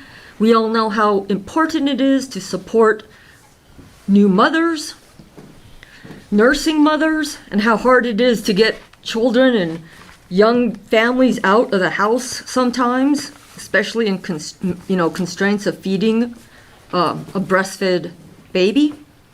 I did want to highlight a couple things. I do think it's extremely important that I don't think, I'm not sure that like people really know sometimes everything SCLO has to offer, and I certainly didn't know. And I think with family budgets and income, if people were to utilize everything SCLO has to offer individually, we could be saving, like maybe I could be saving $100 a month, which is nothing to sneeze at for me. One thing I wanted to talk about tonight was Flipster. You can read magazines for free. Excuse me, what's the name of that again? Flipster. F-L-I-P? Yeah, like Flipster. Okay. Like Yeah. toaster, but flipping, okay. Yeah. You have access to several magazines, like American Graft, which is just absolutely gorgeous woodwork. Like, basically, they highlight works of art. Atlantic, Backpacker, Cooking Light, Country Living, Discover, ESPN, Glamour, Good Housekeeping, HGTV, Mother Jones, The New Yorker, Outside, Real Simple, Redbook. I mean, these are all magazines that, many people get annual subscriptions to. And I actually just pulled up the one, like People Magazine, you could be reading through this at SCLO Library, and you could just download it onto your phone. A yearly subscription for People is $116.07 a year. And that's just one aspect of it. There's also, you could get movies via the Canopy, and that's 300,000, I think it's 300,000 independent movies and documentaries, Audible books. I mean, if you were to get rid of Audible, Netflix, Hulu, I don't know how long it would take me to go through 300,000 movies, or, another one, 30,000 movies. I'm not sure it's, humanly possible to do. But I really want to highlight that there are these services, and I probably honestly, under the constraints and the late time, have some of the names, Flipster's correct, with the right thing. But there's Canopy and Hoopla that are also movie apps. And I just want to really make sure that people and the board are really well aware of what we could be saving the residents of our township. And I know that just on a personal level, I know SCLO is listed as a quarterly report, but I think in light of what's happening this, coming year with the library, I would like to, come on maybe a little more quarterly, because that's only 3 more reports that I have to be able to officially inform members of the board. If you have something that you think is important, you're welcome. Just call Amy and Okay. get on the agenda. Not a problem. Okay. Well, that's it. Does anybody have any questions? All right. Thank you, Sharon. Thank you. Thank you. Okay, any other reports? Park improvement proposal discussion, Public Works lead. Amy, do you still have that document you can pull up? All right, so this is talk about the split rail fence that we have outside here, it is very obviously failing. Originally, this was something I was going to repair with parts we did have. Further inspection shows that it's much worse than what I had briefly looked at last fall. So anyways, looking at replacing it with, this is a sample that I came up with. I'm open to ideas, but something I threw together. Approximate cost on it, looking at about $1,700 in materials. So what I'm asking for tonight is, if this is something you guys are okay with replacing, looking for $2,500 of funds that were already in the parks budget, but they weren't directly allocated to this, but we were able to save some money on the mower and some other things. Due to, well, one, due to prices. I know 2 weeks ago I looked at these and they've increased since then. And that way, if this project kind of changes, I have a little bit of funds to play with. Chuck, And where exactly does this run? so it would be the one that runs lengthwise here and in front of the building. You mean like So- up towards the one that's up by Yeah. the, okay. I think we put that in 1999 or something like that. It served its purpose well, but it's time to revisit it. So Is this what you want to do, right? yeah, this was a sample I come up with. I thought it looked nice and served the purpose. What are you, treated or cedar? Or? Yeah, so looking at treated lumber. So kind of what that price includes is 4x4 posts, and then having 2x8 rails, all pressure treated, and then it's something that we could come back next year, once it's kind of dried out, paint it, and Yeah, whatever you gotta we wait decide at least with 6 that. months on that. So Galvanized bolts and washers? the coated deck screws on Okay. that, because we didn't need to go You're extreme. not doing exactly what they're. No, because that's more of a guardrail, but it was the closest thing I could find that, like I said, something that I thought looked appealing and served the purpose for the park. There again, I'm open to suggestions, but Chuck, is 2,500 enough money, you think? yeah. And that's what you're asking for? Mhm.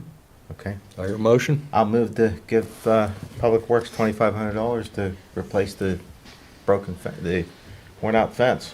Second. Anybody? Roseanne seconds. Any discussion by the board? Call for the question. All those in favor signify by saying aye. Aye. Aye. Motion approved. Looking forward to a fence that isn't falling down. We'll see what this weather does. Okay, supervisor reports. I guess I'll go first. I attended the February 9th Finance Committee meeting. The issue, of course, solar power purchasing agreement came up. That was discussed at length. One of the main topics I thought we spent an extensive amount of time on was introduction of the budget guidelines and timelines, budget being COGS budget. And there's a timeline discussion, and they were talking about publicizing their timeline March 9th. That's at least in my notes, that's what it says. The guidelines, they went over in detail the proposed method for guidelines. 2024 budget guidelines they were looking at a COLA of 5%, merit of 1.5%. Let's see, 5-year health premium average increase 3.98%. So wasn't sure of exactly the projected change. Initially, they were talking about 7.41% increase in their projected increase costs for their operations. Don't know where that's going to be, but that's just the initial look at it. So I have a question. If their finance guy's leaving, is that gonna jam things up in production, or they've got it pretty solid? they've got an acting finance director in place already. Okay. So I think and Joe doesn't leave till the end of March. Joe Vigilon doesn't leave till the end of March. And the other person's already on board to get up to speed with Joe so she can take over his duties on a temporary basis until they complete their search and find a new finance director. So I don't think they needed back from us anything at this point. There's nothing in here that says they needed an action on the part of the board that I could see. And the 7.41% increase is based on no new programs or changes. It could be higher depending on whether they decide to make changes or add new programs. So I don't have anything else to add to that. I also attended the executive committee meeting February 21st, 2 days before my surgery. And that was a pretty lengthy discussion. And it also included all these topics pretty much percolated to the general forum.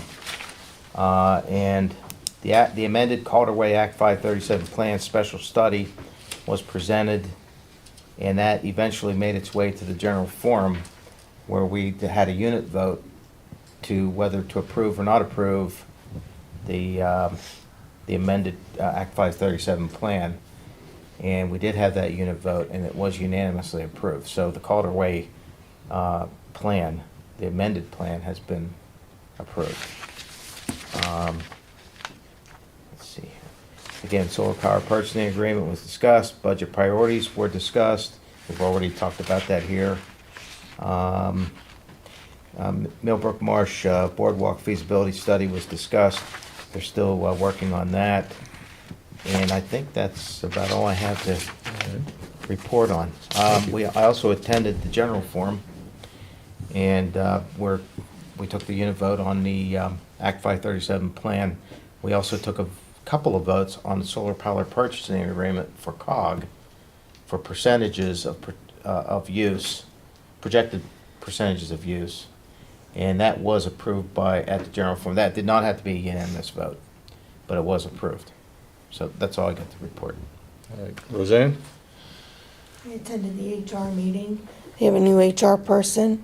Sean Kaufman reported on the fire company and the people moving around within. But probably the biggest thing is COG had a consultant come in with wage adjustments. They looked across the state, so they're bringing their wages in line with other comparable entities across the state. I also attended the Lucy meeting, and the biggest takeaway there is Halfmoon Township was mentioned, that Smith and Toe Hill drainage projects were on the agenda. So we were mentioned specifically. Then there was a lot of other stuff. Thank you. Patty? SPPA, which I don't need to really report anything else on that, and general forum meeting, as Ron had said, and the facilities meeting for March was moved from the first week of March until next Tuesday, so I haven't not attended that yet. And open space board was canceled. Okay. Chuck, you got anything to add? Nope. Okay. Anything for the good and welfare? I just wanted to mention that I got passed again on Smith Road. I don't know how many times that's happened now. Apparently 35 to 40 miles an hour isn't fast enough for some people. And that's one of the reasons why I asked for a speed study on the road to consider lowering the speed limit. I know that people will say, well, that's not going to keep people from speeding. I think part of it is psychological, where if you see a lower speed limit, you may still speed. You may still go faster than the speed limit, but I think your overall speed would be actually lower. I think Smith Road is interesting to me because I walk it all the time. And I walk the other roads in this township too, and that's got to be the most heavily used road, except for Route 550, that I've ever been on. I've walked all of them. And the secondary roads, the other secondary roads in the township, are not near as busy. So that Smith Road is kind of like a connector road. And a lot of people use it for that purpose. So that's why I want to bring it up, that I still think we need some police presence. If we can approach the state police to ask them to, remind them that they had promised to step up their presence here in the township. And I would like some future consideration of that speed reduction request that I have. I don't know every speed limit on every road in the township. I believe, though, most of the roads are 25 miles an hour. So I think that's something that I would like to see at least considered by the board. Thank you. Ms. Hoover? Anything to add? Ms. Hartle? Mr. Beck? Okay. Is Virginia here with anything to report? Can I make a comment? Oh, wait. Virginia, you go first, and then I'll let Ms. Hughes speak. Go ahead, Virginia. Thank you. There are exciting things happening for diversity, equity, inclusion in the Center region. The borough and Ferguson Township have recently passed an anti-discrimination ordinance. And if all of the COG members pass this ordinance, it will be one of the strongest in the state. But today, actually, I want to talk to you about the fact that March is International Women's Month, and yesterday was International Women's Day. The theme of the month this year is celebrating women who tell our stories. Stories reveal the things we value and show us where our priorities lie. Through stories, we have the opportunity to examine our choices and reflect, hopefully, on our decisions and try to do better. Haley Kynes, a reporter for the CDT, is showing us where we can do better by increasing our representation in local government. In yesterday's CDT, she compared the population of women residing in each township or borough with the number of women working for the local government. She also compared the population of people of color residing in each locale with the number of people working for the government in that area. Her reporting is a challenge to all of us to do better, to be more inclusive and representative of all of the citizens in each area. I would encourage Halfmoon Township to actively try to increase representation of all of our citizens. I would also like to take this moment to thank the only woman currently working for Halfmoon Township, Amy Smith. So Amy, thank you for all of the work you do, and thank you, board. Thank you. You like Amy, she's great. Ms. Hughes? Yeah, actually, I wanted to get back to what something that Ron was saying. And last time that this topic came up, there was a state police officer here, and we told him about what we were experiencing. And I heard that they were out and they had stopped a number of people that were speeding around Half Moon, and it really seemed to make a difference.